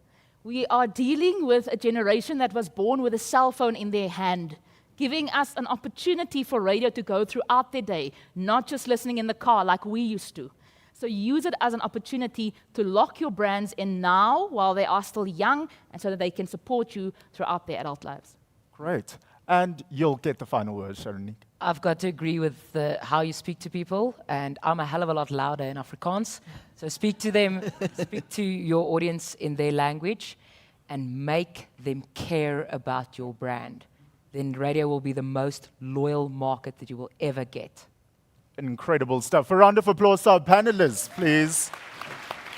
Landi, Sharon, Exposiso, and Swongi, thank you so much for sharing your insights. It's been amazing getting to pick your brain. Let the conversation not stop here. We're just about to break for a bit of a tea break. So we have about 20 to 25 minutes to all mingle, get a few refreshments. And so hopefully you'll be sticking around just for the tea break as well, so that you get to ask some questions. Rather, we get to ask some questions of you. We also still have Deirdre here. We also still have Gugu as well from Telkom. So I'm sure they're open and willing to hear your perspectives and your insights and questions as well. For those of you who are watching virtually, please do keep your questions and your comments coming through. You can use our hashtags, hashtag Radio Masterclass 2024, and also hashtag Power of Radio. See you in 20 minutes. So let us keep the party going. So ladies and gentlemen, thank you so much for coming back and being with us, whether you're in this room. In this room, it goes without saying, because you always know that we've come out of a tea break when people are just sitting a little higher. They're laughing a little loudly and just a little more. That is the power of great sugar, ladies and gentlemen. So thank you so much for joining us once again. And whether you are watching us virtually and actually wherever you're watching us from, we really appreciate that you are here with us. Let's keep the conversation going on. We're just about to get our second panel discussion started, but I would like to remind you once again that you can keep your questions and comments, make little notes of them, and we will get to them towards the end of our panel. If you're watching virtually, you can make use of our live chat option. And if you're joining us here in the room, we'll have a roving mic at the end of this so that we can all share and learn and network all together. So let's kick things off with our second panel discussion, titled Navigating the Future of Radio Marketing. So this panel discussion will delve into the evolving landscape of radio marketing in South Africa. So these experts, and I mean experts, because I will read out their CVs and it's very, very impressive. They will be forecasting emerging trends and offer invaluable insights into the future trajectory of radio marketing. So kicking things off and also testing his line as he is joining us virtually from Cape Town, Head of Radio Strategy at SABC Radio, Johan van Rooyen. Johan, good morning. How are you? Good morning from a beautiful Cape Town. It's an absolutely amazing day today, and my sincere apology for not being able to join you guys in person. Well, thank you. We receive the apologies, Johan, but we do not receive the compliment about Cape Town, because we Joburgers are going to be very, very staunch with loving Joburg here. Thank you so much for joining us here, Johan. Also, Thank you very much. Head of Podcasts at Arena Holdings. He is a rock star and a half. He has paid me to say amazing things about him, so I will carry on saying how amazing he is. Simia Rev, ladies and gentlemen. Please keep those applause going on. And continuing for business manager at the SABC for the Mpumalanga combo, it's Nkosinathi Ntuli. Thank you, Nkosinathi. Goes without saying, she's been on the stage already today. It's Gugu Mthembu, CMO for Telkom. I will take on my wardrobe and technical stylist duties once again. And then please also put your hands together for Managing Director at the Media Shop, Dashni Vilagazi. So a very esteemed and a very astute panel right here. So I'm very, very excited. Thank you so much for joining us. Very excited to get to pick their brain and to find out what they have to say about navigating the future of radio marketing. Whatever you're comfortable with, Nkosinathi. No, sure. This is the king's chair. So. Nkosinathi heard that my better side is the right. Thank you for acknowledging my hospitality rider. I'm joking. Before we say, this Sia guy is so vain and. Well, thank you so much for being here. I want to start off actually by, in the similar fashion that I started off the previous panel discussion. We love radio, and radio is such a unique medium. I'd love to know, what are your go to radio memories. When did you first fall in love with radio? And actually, Simi, I'll also specifically tailored for you, since we'll be talking podcasts with you. What's a particular podcast memory that you might have? I actually have one with when you used to work at Gareth's show, remember? And Yes, it was during the COVID times, and Oh, I know what you're going to say. We were all online. Oh, no. And Gareth is actually interviewing me, and my girlfriend at the time actually walked past, but she only had her panty on, remember? And I just remember your face going, and then I was like, please don't go viral, please don't go viral. I think you're underplaying it. Ladies and gentlemen, we were live streaming this with video. Yeah, but You are at the I think the comfort of funniest, home. the funniest part for me though was that she realized her mistake, and then you could see her face in the back and go, and then she closed the fridge, but the fridge and door didn't close properly. So then she moved off camera, and then she put her hand out to try close the fridge, which just made it even more funnier. And then she tried to leave the background to go back to the bedroom, and she put her blanket over her. And I was like, the whole time, Sia's face was like, there she is again, there she is. Quickly enough to say, send me behind you, just block her, because now we know your girlfriend's bottom. And I didn't sign up for that at like 7:30 in the morning. Lockdown, huh? He's the fever dream of lockdown. Okay, so while I'm now turning maroon on her behalf, Kosnati, what about you? A radio memory or a media memory that sticks out? I think to me would be, it would go back to 1989. I'm not that old, by the way. 1989, there was a fair at Kwamhlanga in Mpumalanga, and the school I was attending in at the time had a trip. We went there, and at the fair, one of the SABC radio stations, Ikwekwezi FM, came through as well. So they were part of the fair. And my mother was a teacher in another school. So I went there with my school. When we got there, it was beautiful. Just before I think 5, 6 p.m., only then did the presenters arrive at the stadium. So you can imagine the excitement. I mean, a 6, 7-year-old me at the time, excitement. And I wanted to see them. Unfortunately, our school was about to leave at that time. And I tried to sneak out just to get to see some of those presenters. Luckily, I was able to sneak out, and my teachers could not catch me. Unfortunately, my mother could. My mother, who was a teacher at another school, was able to catch me. And let's just say she dusted some dust off my pants that day. So talking about therapy that we need, I still haven't recovered from that. Yes. So 34 years later, it's something that I have to remind her on. But yeah, I mean, that was I think my earliest memory with radio. And I've since wanted to be as close as possible to this medium. So yeah, lucky me. I mean, 18 years later, rather 18 years into the SABC now, and I'm still loving it. Amazing. Absolutely amazing. Gugu, is there anything that sticks out when you think of radio, a memory? There is actually. I think it's just the power of voice acting, right? In the early 80s, I won't mention how old I was, there was a soapy in the evenings on Ukhozi, and there was this character in the soapy called Uskiti. And Uskiti was very fearful. So each time Skitty's voice came on the airwaves, I would run past my mom's bedroom straight to my grandma's. Man. That's the only place I felt safe. But as I got older, I realized that Skitty was just a character. In the mind of a 3-year-old, 4-year-old, this guy could walk out of radio, come into the house and do the things that he was hunt you talking about, down. right? So I think the power of voice acting for me became a thing, and I understood it based on just the early memories from those Ukhozi soapies. And speaks to how radio plays and is the theater of the mind, right? Absolutely. I'm sure you had your own image of what he was like and what he did and, My the imagination words. ran wild. Oh, man. Dashneen, what about you? A radio memory? I don't have a fascinating story like his, ever. So I've worked in marketing and financial services for many, many years, especially like in the corporate investment space and investment. And very often the portfolio managers wanted to be on the investment radio, like on Bruce Whitfield's show and Michael Avery's show. So I would listen like almost every evening driving home to both these shows. But the one that I really enjoyed,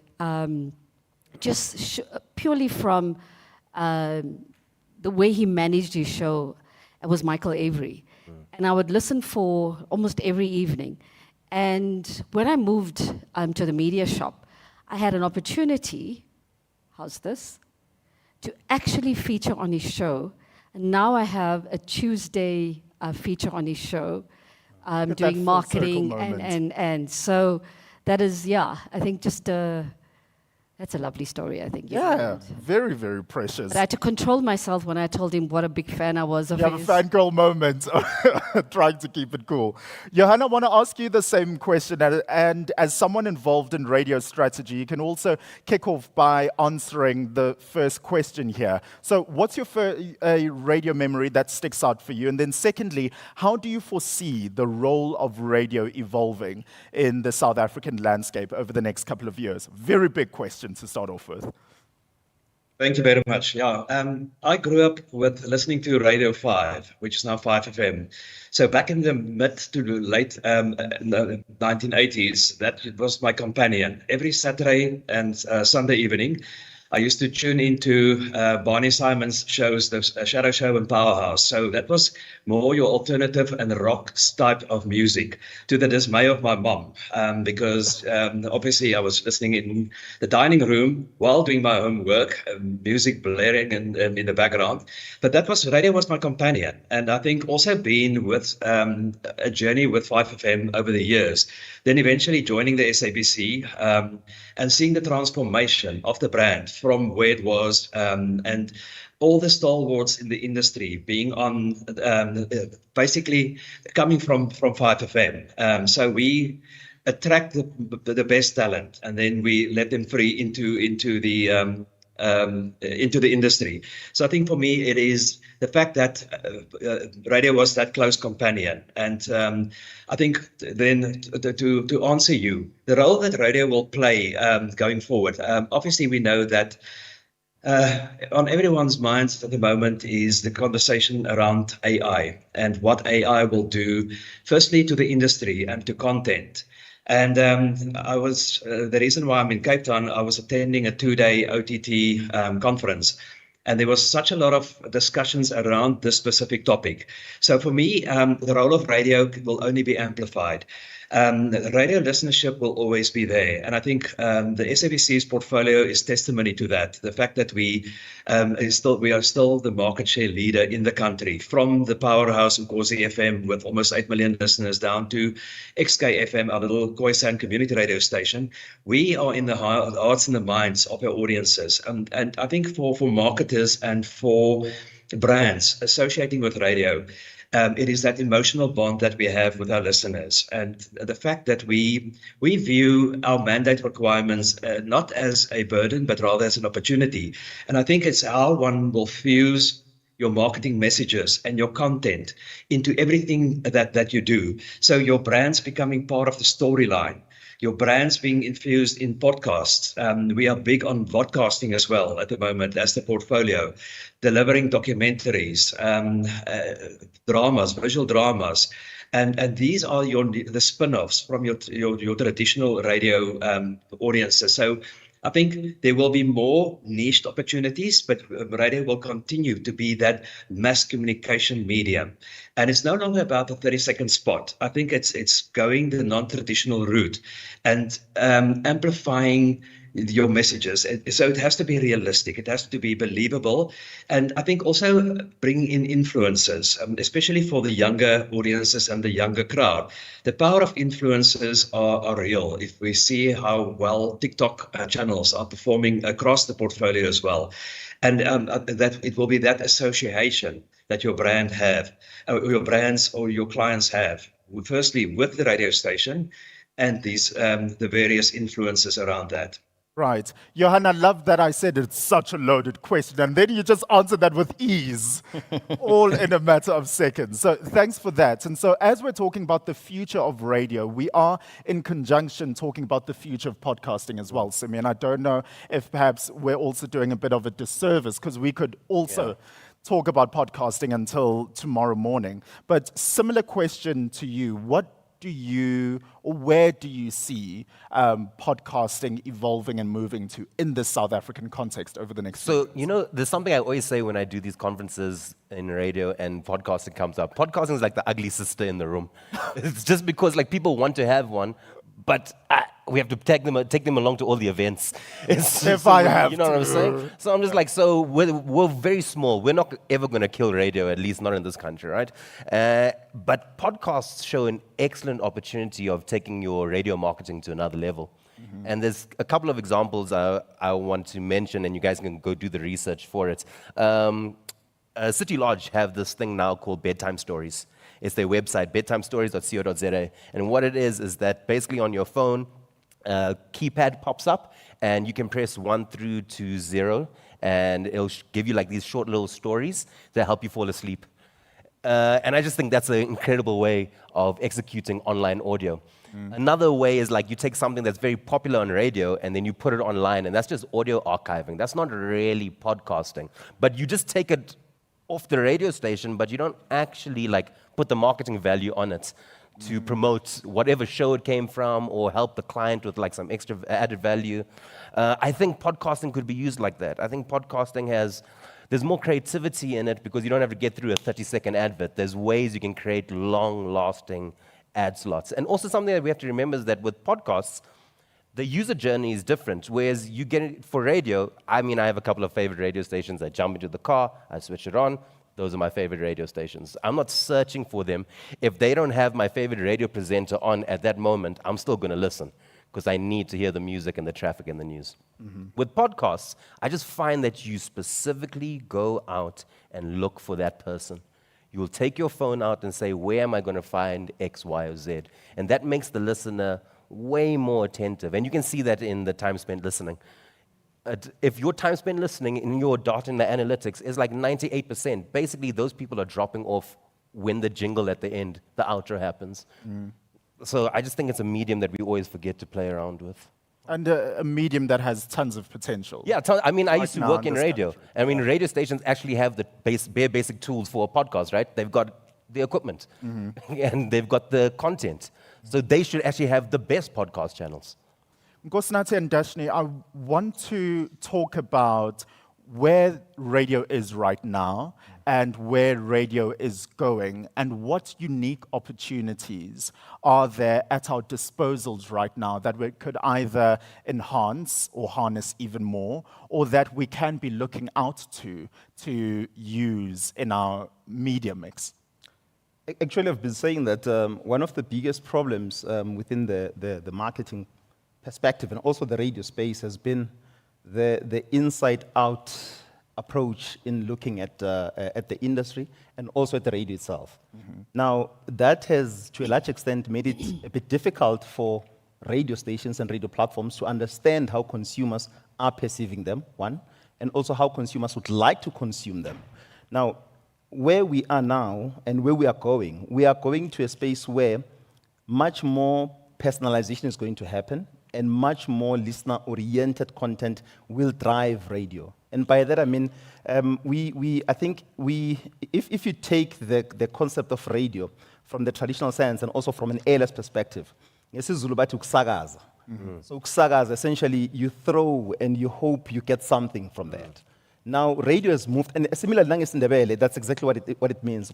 You just throw and you hope whoever is on the other side gets to catch whatever it is that you're spraying and praying. You're spraying and praying. So where we are now as a medium, we are now getting more insights into how consumers are consuming us, how consumer patterns are changing, and also an omnichannel approach to consuming radio is what is going to inform radio of the future, where you don't necessarily see one platform, a singular platform as a means to connect to your audience.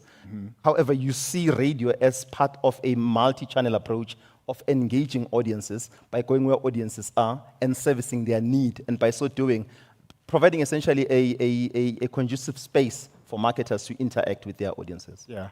Dashni, what about you? So I see radio in this content ecosystem, okay?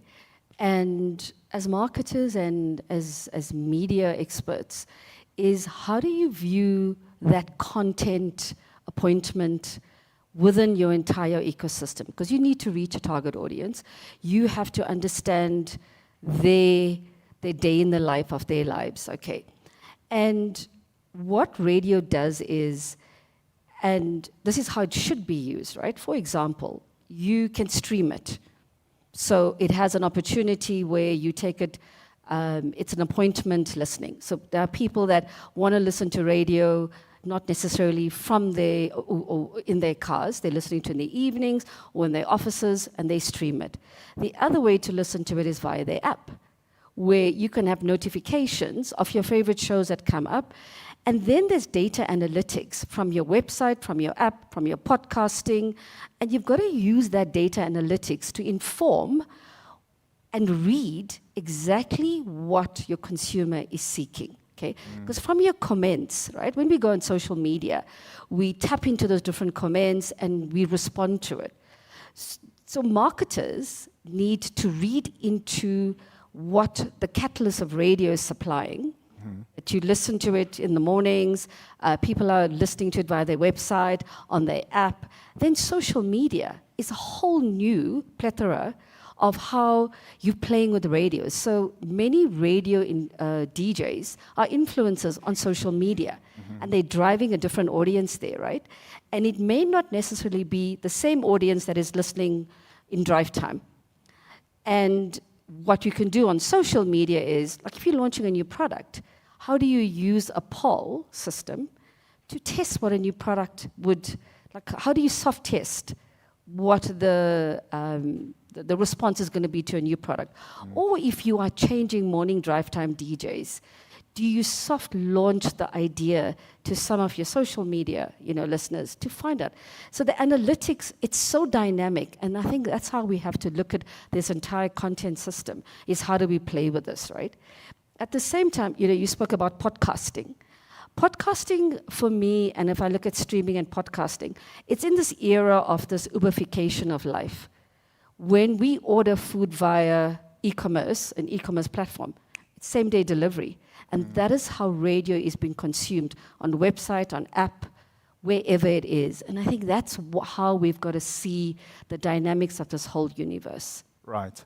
So, Gugu, I'd like to find out, from Telkom's perspective, how does Telkom use and leverage the radio platform, and what value does Telkom see in radio? I think radio and the way that it's set up in South Africa gives us kind of a broad perspective, right, in terms of the audiences that we target. So you've got different tiers in radio: national, provincial, community radio.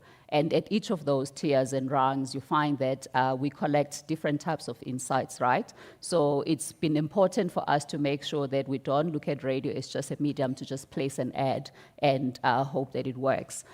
We do a lot of partnering with some of the radio stations, with the likes of SABC as well, in terms of making sure that whatever we are packaging as communication is appropriate for that particular station. So there's the generics, of course, which we try as well to make sure that we're not taking a generic ad and translating it, sending it to translators, and then sending it and broadcasting it broadly.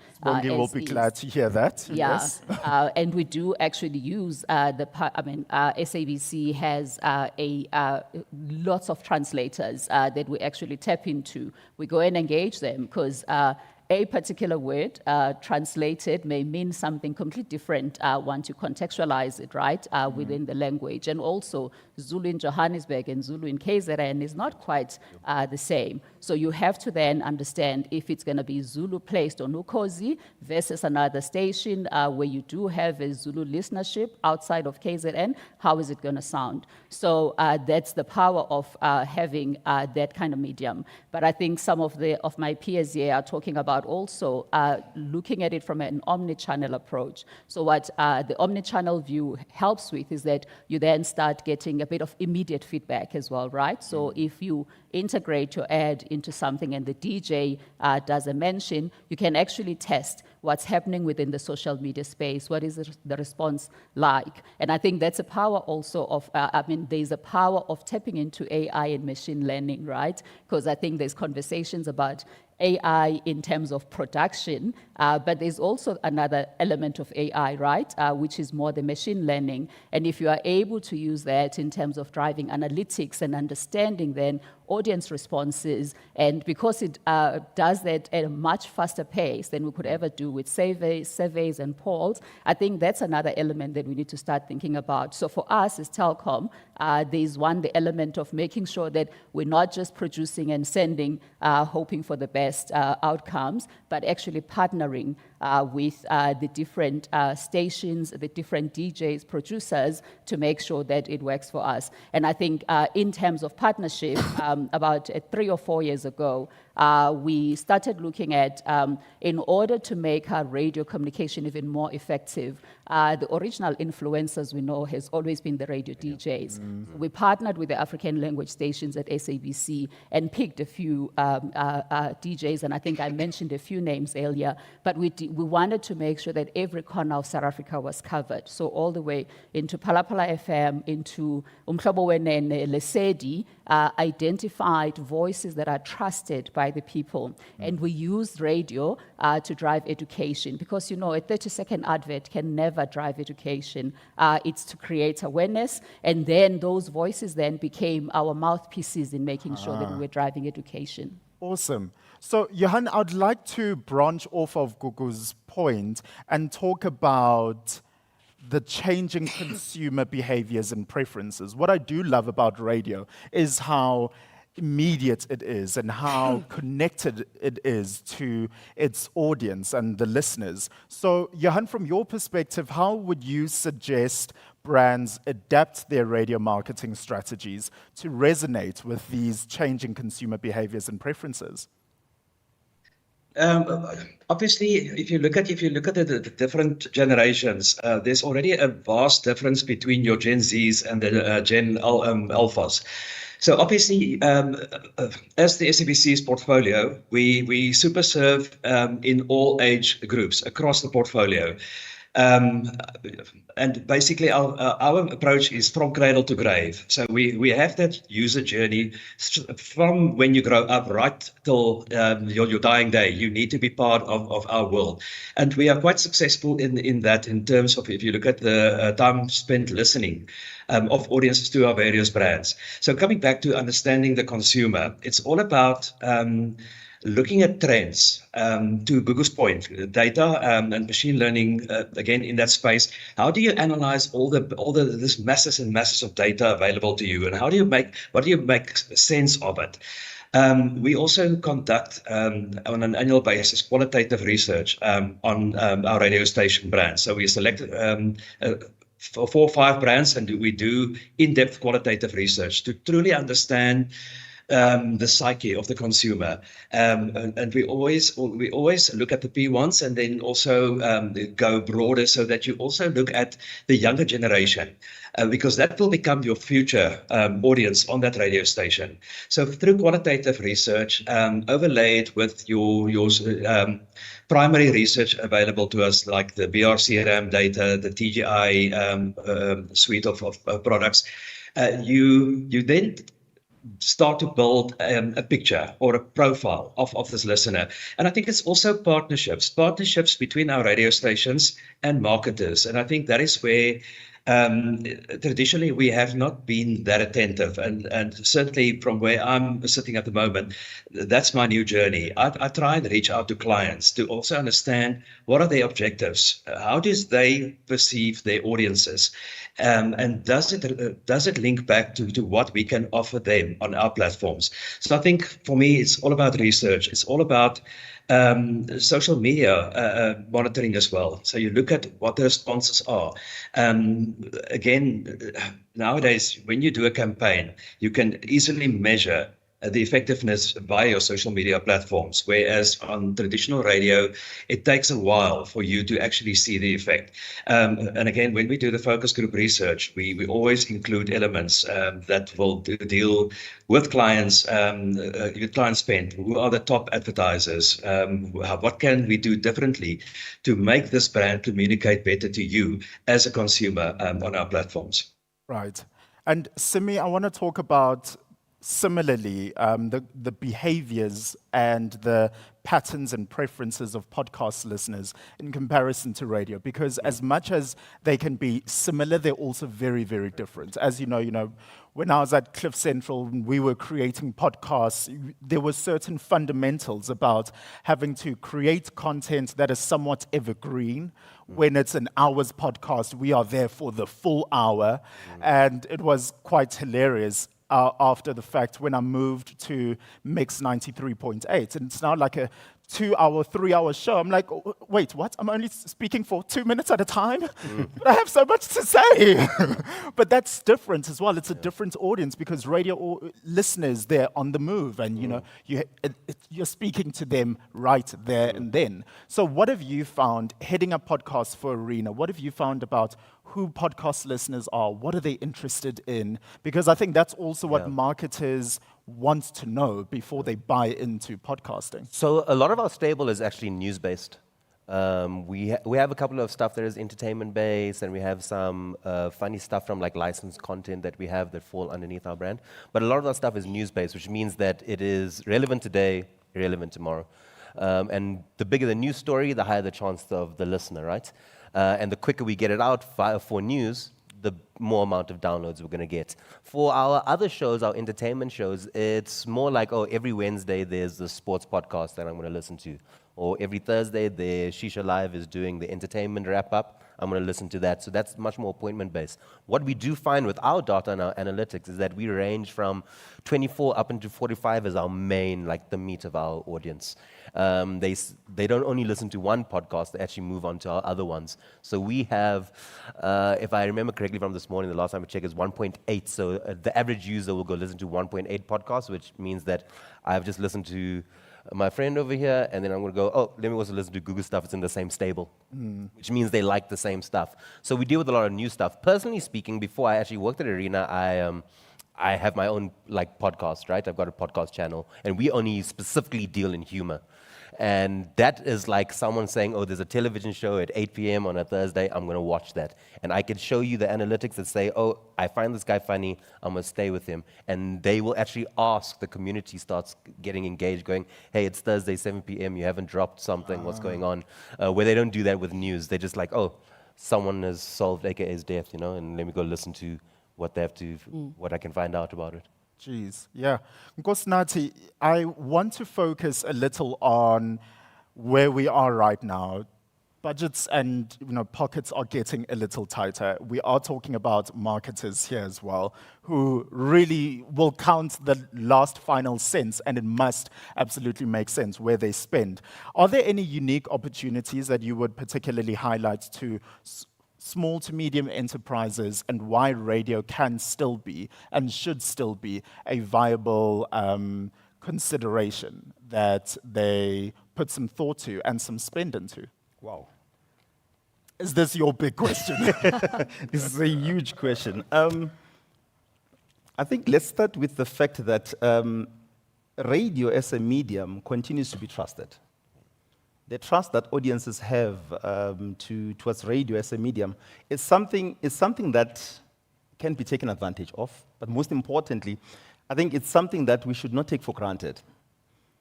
We have just right now on Saturday, one of the SABC radio stations had an event in what you would term a rural place in Mpumalanga. The event was essentially a fair where you had musicians coming through, artists coming to perform, and you had SMMEs coming to showcase their products. And what we realized there was that through the name, through brand association, people were able to associate, or rather to see the event and its success before it even started. So we had an event selling out before people could even know who the artists were going to perform. So radio stations now, or radio as a medium, has moved away from it being solely based here in Joburg, but it's now going to where audiences are. And by so doing, taking advantage of the trust that audiences have towards it as a medium, and also how these brands have over time developed in audiences' minds, and how these brands over time have also become something else other than or beyond just radio as a medium or as a platform itself. So radio has become a connection point, essentially, that marketers can now take advantage of, because it is through that trust, as Bongi spoke about it earlier, it is through its brand association, and it is also through the influencer marketing, by the way, which is something that should also be, we should pay attention to, that in influencer marketing, we should also try and move away from assuming that if it's an influencer, any other influencer would work for any other brand. Because some influencers may be good for brand A, but in as far as the context of this particular market is concerned, it may not necessarily work. That influencer may not necessarily work. So take advantage of the presence of these influencers, take advantage of the trust audiences have towards this brand, and also the fact that stations are no longer necessarily based in one area, but are responding to consumer needs, are providing consumers an experience, and that is where SMMEs come in. And that's where some of these brands can come to play with their audiences, but most importantly, get a captive audience, get an audience that trusts these brands, and ultimately elevate your brand. Fantastic. Darshini, let's speak about things that matter to marketers, which are relevance and engagement. So speaking from your perspective and where you're seated with the media shop, what sort of radio strategies do you employ and use to ensure that the brands that you work with, and namely even Telkom, makes sure that they are relevant and they get that engagement in the campaigns that they do? So when you look at audiences, they vote to their feet, right? And what one has to deeply understand, when you talk about relevance, that you are just not touching the surface on relevance. You have to deeply understand what does relevance mean to a mom that lives in the KwaZulu-Natal area versus a mom that lives in Limpopo versus a mom that lives in the Western Cape. What does relevance mean?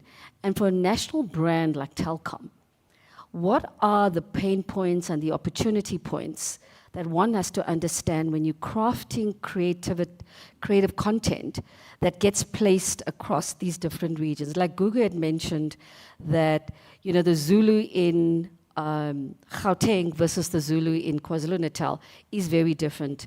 How would, like, the advice that we would give to our clients and the creative agency crafting that is, just by giving them the deeper insights of the audience, we are, I think, pretty much the regulators of the creative content that goes out into each of the different radio stations, right? So that's the one, the content, going back to the content and creativity, that is to deeply place and be responsible that the content is correct across to talk to the relevance. Then when we look at the role that radio plays in the entire media strategy, okay? So we always plot out this day in the life of, okay? And it's been something that, you know, when you train in media, you track the day in the life of somebody. And how do you place the messages of your brand so that you're having this, so your consumers having this total experience from the time you consume your social media in the morning to the time you get in your car, that message, to the time you view your billboard, just tracking and completing the whole communication journey for a consumer. How do we do that, right? Because you don't consume a medium and you're like, listen, I think I've consumed one medium today, I'm done. I mean, yeah, I'm that's going to wait for enough me now. tomorrow to consume my next medium. Because you are, Yes. and then at the same time, that whole breakthrough, because Google had commissioned research that people are exposed to 5,000 messages a day. Goodness. So we help our client to break through that. That's our responsibility and our mandate, is to help our client to break through that. And at the same time, you know, I know there's a gentleman that spoke about live reads, and he really despises live reads. But there's a role that live reads also places, right? Where it has an opportunity to also break through the clutter.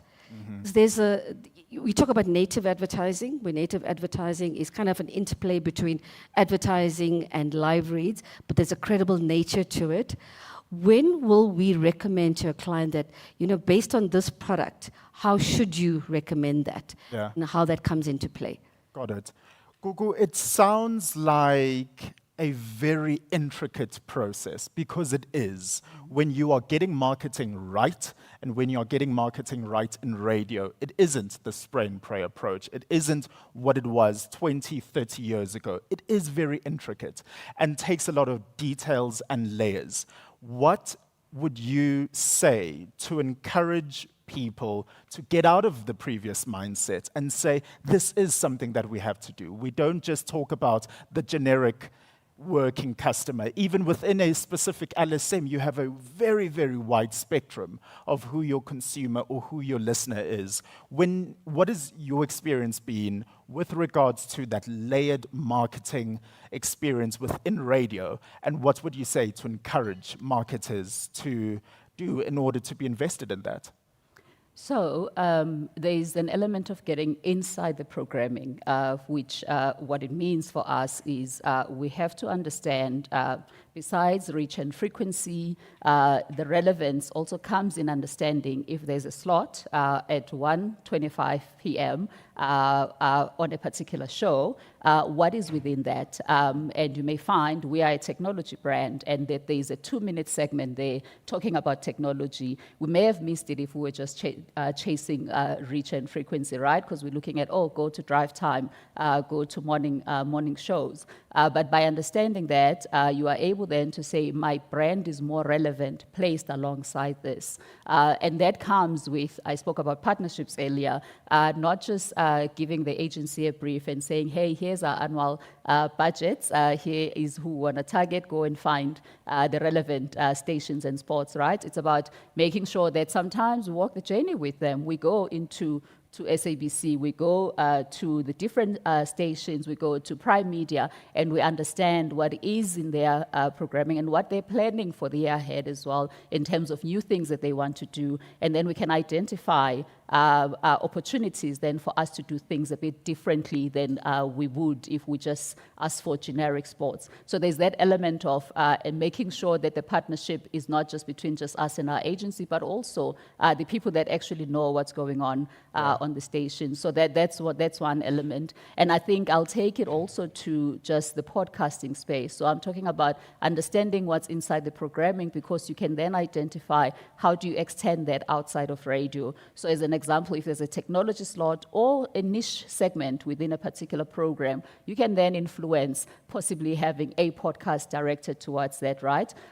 If you look at B2B marketing particularly, and I speak about B2B marketing as well because it's sometimes overlooked and we always think we're only talking to consumers, most of how we market in that space has always been content heavy, because you need to make sure, especially in the tech world, you need to make sure that you explain the technology, benefits thereof and the likes, and then you advertise through things like white papers. But can you imagine the power of using voice or audio through a podcast and now lifting what would sit in a 10-page document trying to explain why the technology is relevant for companies to adopt, and taking it into a space like a podcast where you can then make it a bit more educational.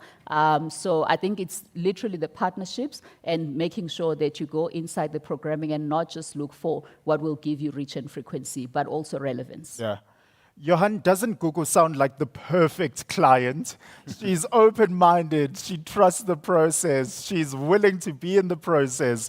Johan, we've been speaking a lot about partnership, and to hear the likes of Gugu speaking so openly about trusting the process and being partners with their radio platforms, how would you encourage brands to be better partners? Because we're all striving for the same, if not similar, goal, correct? Absolutely, and Gugu, I'm a big fan. Thank you very much. You are the perfect partner. I think, again, we need to embrace our partners and really bring them into our world. So clients and brands must understand and have the knowledge of what the essence is of our respective radio stations that they advertise on. And not only the radio station, but all these peripheral channels that we create around the channel or the main radio station, because I think each one of them have a specific objective. They have a specific target audience, and there's just so many touch points and layers that we can provide from a consumer point of view. So for clients and our partners to really come on board and to have the conversations with us, because again, it's taking their message and creatively fusing it into what we publish, both terrestrially as well as on these respective the peripheral, the digital media and social media channels. So I think, to summarize, I think it's through partnerships with the mutual understanding of both brands. So also for us as radio stations, do we truly understand what the client wants? Do we truly understand what their needs are, their specific objectives? And again, how do we get to that point where there's a meeting of minds and we are all excited about the concepts that we create and we put out there? Because again, to Dashni's point, end of the day, the results are feed through the door, and that is what we all strive for. Simi, going back to podcasting now and speaking of the variety that Arena has in terms of podcast offerings, perhaps some, I don't want to call it the reluctance, but maybe the hesitation that some marketers might have before diving into the world of marketing through podcasting is they might just not know of the marketing opportunities. So in particular, what does Arena have in terms of options for marketers? I mean, to sell it to a client, you really have to say, it's like they do on radio, So it's like, so take your live read and we can put it at the front of a podcast. But actually how we build our podcast out is that I specifically leave gaps in throughout all the episodes of where a client could place an advert or a live read. If they want to do a sponsored podcast, if they find a piece of content that we really like the Zulu technology podcast that's done in isiZulu, and let's see if we can sponsor this and then build it out to make it something bigger and better. Those are the type of things that I do. Sometimes you want to sell them on an idea. You want to be like, hey, we see there's a big community talking about Stokvels. Can we get somebody to speak about Stokvels that can become a Stokvel expert? So we'll build something out like that. When I think of podcasts, that's how I look at the client and say, what can I offer that person? And do I have something that can fit them perfectly like a glove? But it's easier to explain to people to get their trust by saying, it's like radio. It just is. Yeah. I just think that the podcast space specifically is a space where if a client has an idea and some money, and they're like, I want to see how far I could run with this thing and see what I get with it, then you could try it. But they're never going to give you a 2.5 million rand budget and say, hey, I hope these 10 episodes give me a good ROI, right? Not yet. But I mean, there's brands that actually invest in that type of stuff. And I just want to mention one because it is a different way of thinking. ABSA have this thing called ABSA CIB, Corporate Investment Banking. And they only have 150 listeners, I think, per episode. But those 150 listeners spend 40 million rand with ABSA. So they're not looking for MacG numbers of millions. They're like, no, I want those 150 people that are going to spend money with me. So their ROI is amazing. Because there's a different value there. Exactly. But they're only getting 150 listens. So it would be a disservice to compare a podcast audience base to a radio audience base. Would you agree? Absolutely, because if you look at, I'm a huge consumer of podcasts, right? But also a huge consumer of radio. When I get into my car, I'm looking for the highlights package. Okay. I get into the car, whichever radio station, and I have 3 of them. Okay, and especially being in media, I've got to have the intel on what the radio stations are serving up right now. And driving here today, there was this entire discussion around one of the ministers and Transnet and the SAA and I need that. That's a value to me That's what I got out of that, right? But if I look at podcasts, it's on demand. That's what I like, because then I can consume that at a later time to my convenience. And then when you look at the audience for podcasts, it's exactly that kind of audience that is looking for the highlights package and something that has a longer shelf life, which podcasts do. And it's global. Okay, so it transcends. I mean, you've got, if I look at foreign direct investments, like with CIB at ABSA, they have a lot of clients that sit in other cities in Africa. So then you can connect that piece of content across the globe. Okay, and at the same time that, our competitive advantage is supposed to be selling advertising, because that's the space that we buy. But at the same time, there are so many consumers that have the power to download blockout ads, right? Block ads. But now on radio, how do you find, what is that creativity that Johan and them are going to offer that within the content that Gugu spoke about, like listening to a drama series, and how do you drop a story into that drama series? Like on podcasting, how do you drop the native advertising to give credibility within the podcasting's content? So we have to consistently be looking for that, just to not just be lazy about just a 30-second ad. Got you. Wow. So we're almost about to wrap up. Firstly, I can't even believe how quickly the time is flying. But I want to open the floor up for any questions or comments and direct it to any of our panel. If Johan doesn't like your question, he'll pretend like the line has dropped. But unfortunately for the panelists that are here, they can't run away from you. So does anyone have any questions? And we can send a microphone to you. Here's one already. Hi. Simi, my question is more aimed towards you. So, I was hoping nobody would ask me a question. No, I'm joking. So radio advertising is more integrated. So it is not as how can I say, irritating, right? My assumption or my experience with podcasting ads is very intrusive. Because I search for that content and now you're serving me ads. Do you find that too? Or does it just work for the clients? So it actually depends on which statistics you read, because a lot of them, they're very biased to how they portray the stats. The Nielsen report 2022, I think, said that they find podcast advertising incredibly intrusive, which is not really, intrusive is not a good word for audio listenership, right? There's other stats that suggest not at all, because they're such fans of the show. They're just like, oh, if Simi on his podcast uses Squarespace, maybe it's something I should consider if I'm doing my website. It's talent dependent. Hey, I listen to a lot of stuff from the American radio stations, and I go, oh gosh, not another deodorant advert. Why are these guys so smelly? But sometimes there's podcast hosts that I go, oh, this guy really believes his product or sells it in a different way. So actually, there's a podcast I have called Bad Advice, where I give just bad advice to common questions. It's highlighted on Spotify. Highlighted on Spotify and Apple, right? But we'd have a live read from a client, and I literally say, oh, it's time for a live read. And I read it in the most boring way possible. But I know that my audience are going to go, oh, that's funny, I'm going to consider them. Yeah, so I just think it's how it's done. But the room to play around is the coolest part of it. And isn't that the genesis of marketing? And sometimes a radio DJ doesn't like a live read. They're just like, oh, not another one. But I'm just on a podcast, you don't have to have it at the beginning of the podcast. You can have it midway through. It could be a sponsored segment. It's a live read. It's going to come out.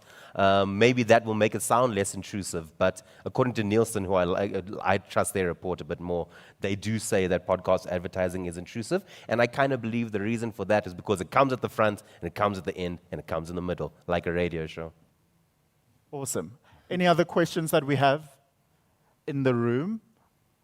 From Lynn? Okay, so controversial. I'd like everyone to comment on this. The idea of a brand story. And when I speak storytelling, I'm not talking about Little Red Riding Hood. You all know that the brand essence of any brand, the radio brand, the consumer brand, the Telkom brand, value is the soul of storytelling, as some famous Americans said. So my question about you're coming from the radio space, the podcast space, the integrated space. There needs to be, I'll give you an idea of another telecom company for whom perhaps a meerkat and one phrase has lasted for 35 years. I won't mention the name, competitive. The brand story is not held in a retail ad, in a graphic with red in it or whatever. So my question, it's a very big question, it's a philosophical question, but just to end, the brand story that, for example, Gugu, that you want to tell of Telkom through other brands in a way. The media is another brand. Do you consider when you, so from a client point of view, do you consider that the brand story needs to be part of the integration of what radio presents because it's on so many platforms? And from a radio point of view and even a podcast point of view, how do you tell your brand story, especially that it's verbal and heard word? So how do you integrate the brand story in with the corporate vicissitudes and necessities of the brand from both sides? Well, I am opening up to all of y'all because that is a big old You question. first, honey. You first. Over to you, yes? Wow. Because that's it. Johan, is your Well, I think it's a very, wow, it's a huge question. I mean, I'm sure the panel here will also assist in Okay. Is it even fair to have a blanket answer, or is that something that will be answered through that intricate process that we were talking about of understanding how you are going to speak to who you are intending to speak to? I think to me, it also speaks. Let's just answer the question. You just did, actually. Let's give him a round of Thanks. Yeah, Sangweni now, and you, panelist himself, yes. You see, I think that is where insights become key.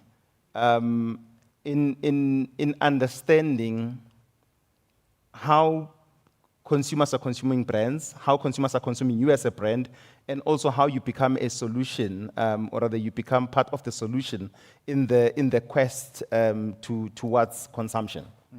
So it's quite intricate in that sense, because ultimately there can't be a one-size-fits-all approach when it comes to elements such as these ones. You need to understand consumers, and I think Sis Gugu earlier on made mention of, for example, ad placement and not being able, it not being good to just place an ad across board on all drive times, because what you are getting on Ukozi may be different from what you are getting on Metro around the same time. So once you understand, once you get those insights, once you understand those elements, I think you then begin to tell a story that is not detached from what the marketer ultimately wants to convey. So you become part of the solution, and you don't just you're not just a medium that conveys information without being part of the solution in the brand story that you'll be telling. Yes. If I may, absolutely. I think you actually answered yourself as you were asking the question as well, right? Because when you talk about the brand essence, and I think it's important that as marketers and then the people that we partner with are clear on what the essence of that particular brand is. So if I make an example as Telkom, for us it's always been about providing access. Every South African, making sure that they are connected, but also value, delivering it in a manner that offers value, whether you look at value from an affordability point of view or just the extent to which the solution being provided answers your problem. And I think when you partner then and you make it clear, as an example, it's a live read for whoever is going to be reading that read to know this is the message that we want to convey. Beyond the 60 lines of text that we've given you, for us, we want to communicate that we don't want to leave any South African behind. We want to make sure that people understand that with technology, with telecommunications, you are connected to information, you are connected to people. I think the way then they translate that becomes a bit more distilled than if you just said, here, go read, without necessarily understanding what the essence of the communication is, linked back to the essence of that particular brand. Got it.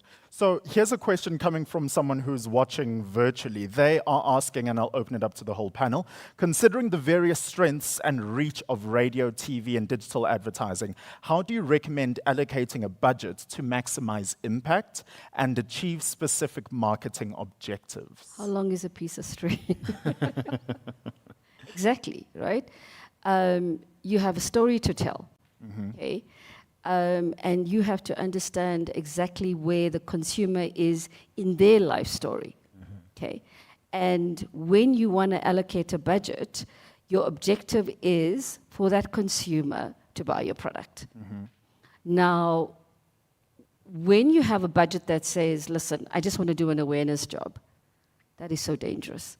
Because what are you trying to say? 'Cause big brands, everybody knows about the big brands. You don't need to do an awareness job, okay? It's about, it's about using data that when we've launched this campaign or we've had a certain campaign, what were your results? And you've got to use that data to help you to forecast. This is where I'd like this to land.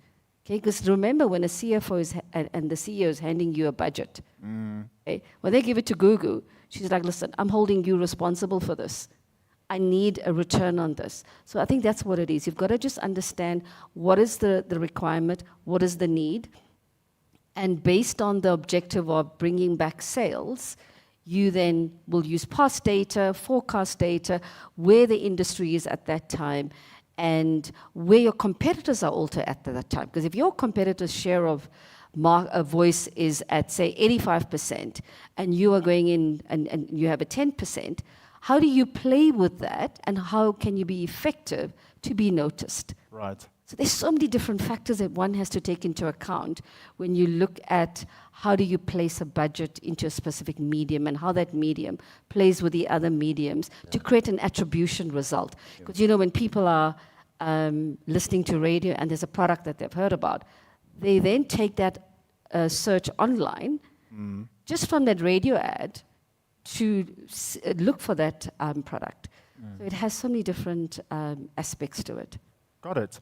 So we're about to wrap up. I'd like to just give 30 seconds to each of our panelists to give their final comments, their final word on today's topic and what they'd particularly like to leave you with. I am aware that we still do have some more questions. Unfortunately, because of time, we are a little pressed. So perhaps as we have lunch, we can answer some of those questions amongst ourselves and also via live chat as well. We can keep the conversation going on by using the official hashtag. So, Johan, let me start off with you. Your last comments and word about today's topic.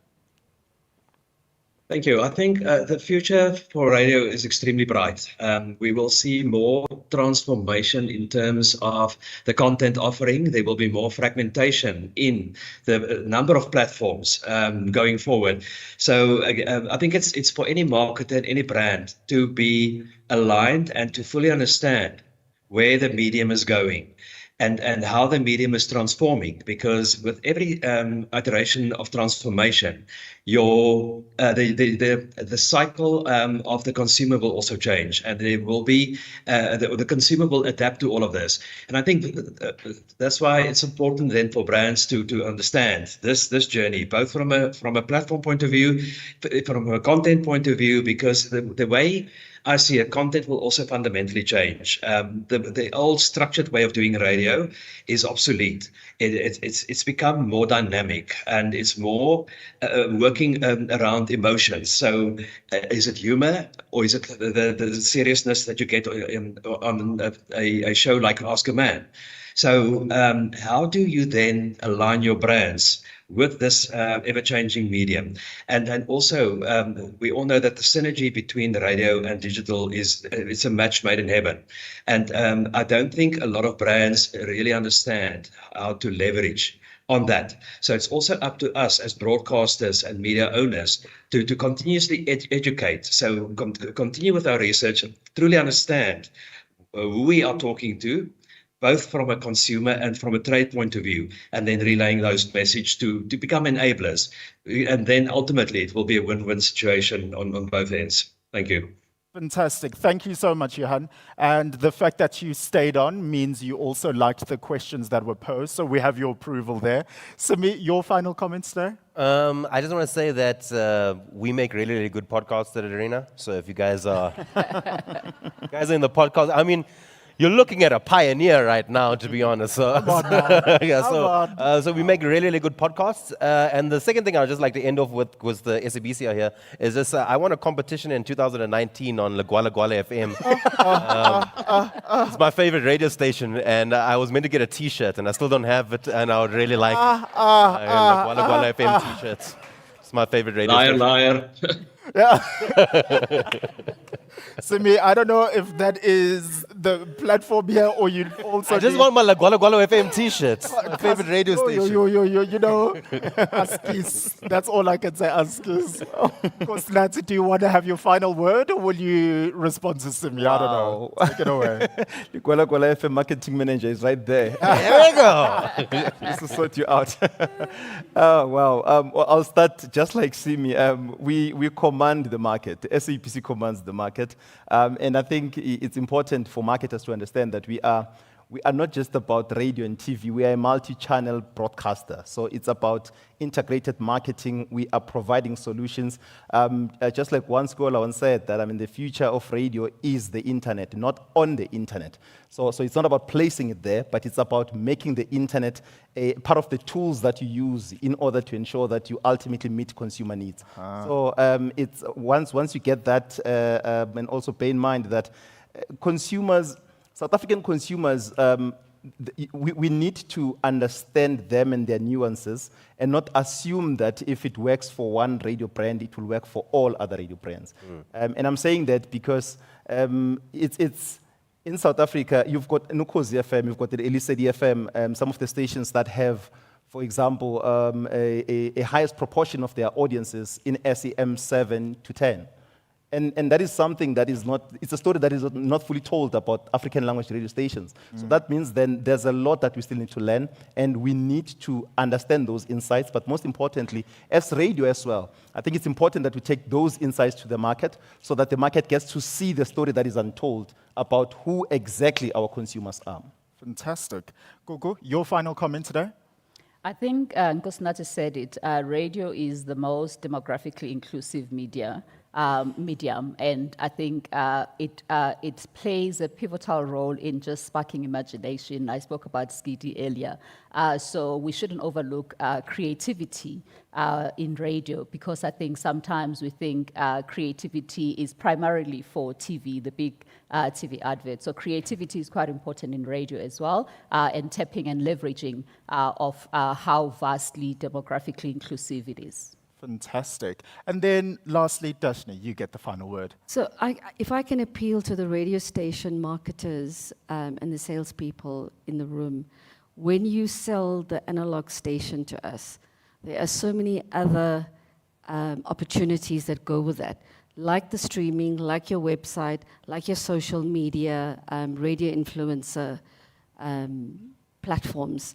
Sell the entire ecosystem, because like I said to you, from analog, you have listeners that move between analog and online. So that is the value that radio can offer marketers. Fantastic stuff. A round of applause to our panelists, please. A big thank you to them. We absolutely appreciate it. A big thank you goes out to Johan van Rooyen, Head of Radio Strategy at SABC Radio, Simi Aref, Head of Podcasts right here at Arena Holdings, Nkosinathi Ntuli, Business Manager at SABC Mpumalanga Combo, Gugu Mthembu, CMO of Telkom, and the oh-so-cool people who also made today possible. So thank you so much again. And then Dashni Vilagazi, Managing Director at The Media Shop. We absolutely appreciate it. One last round of applause to them, please.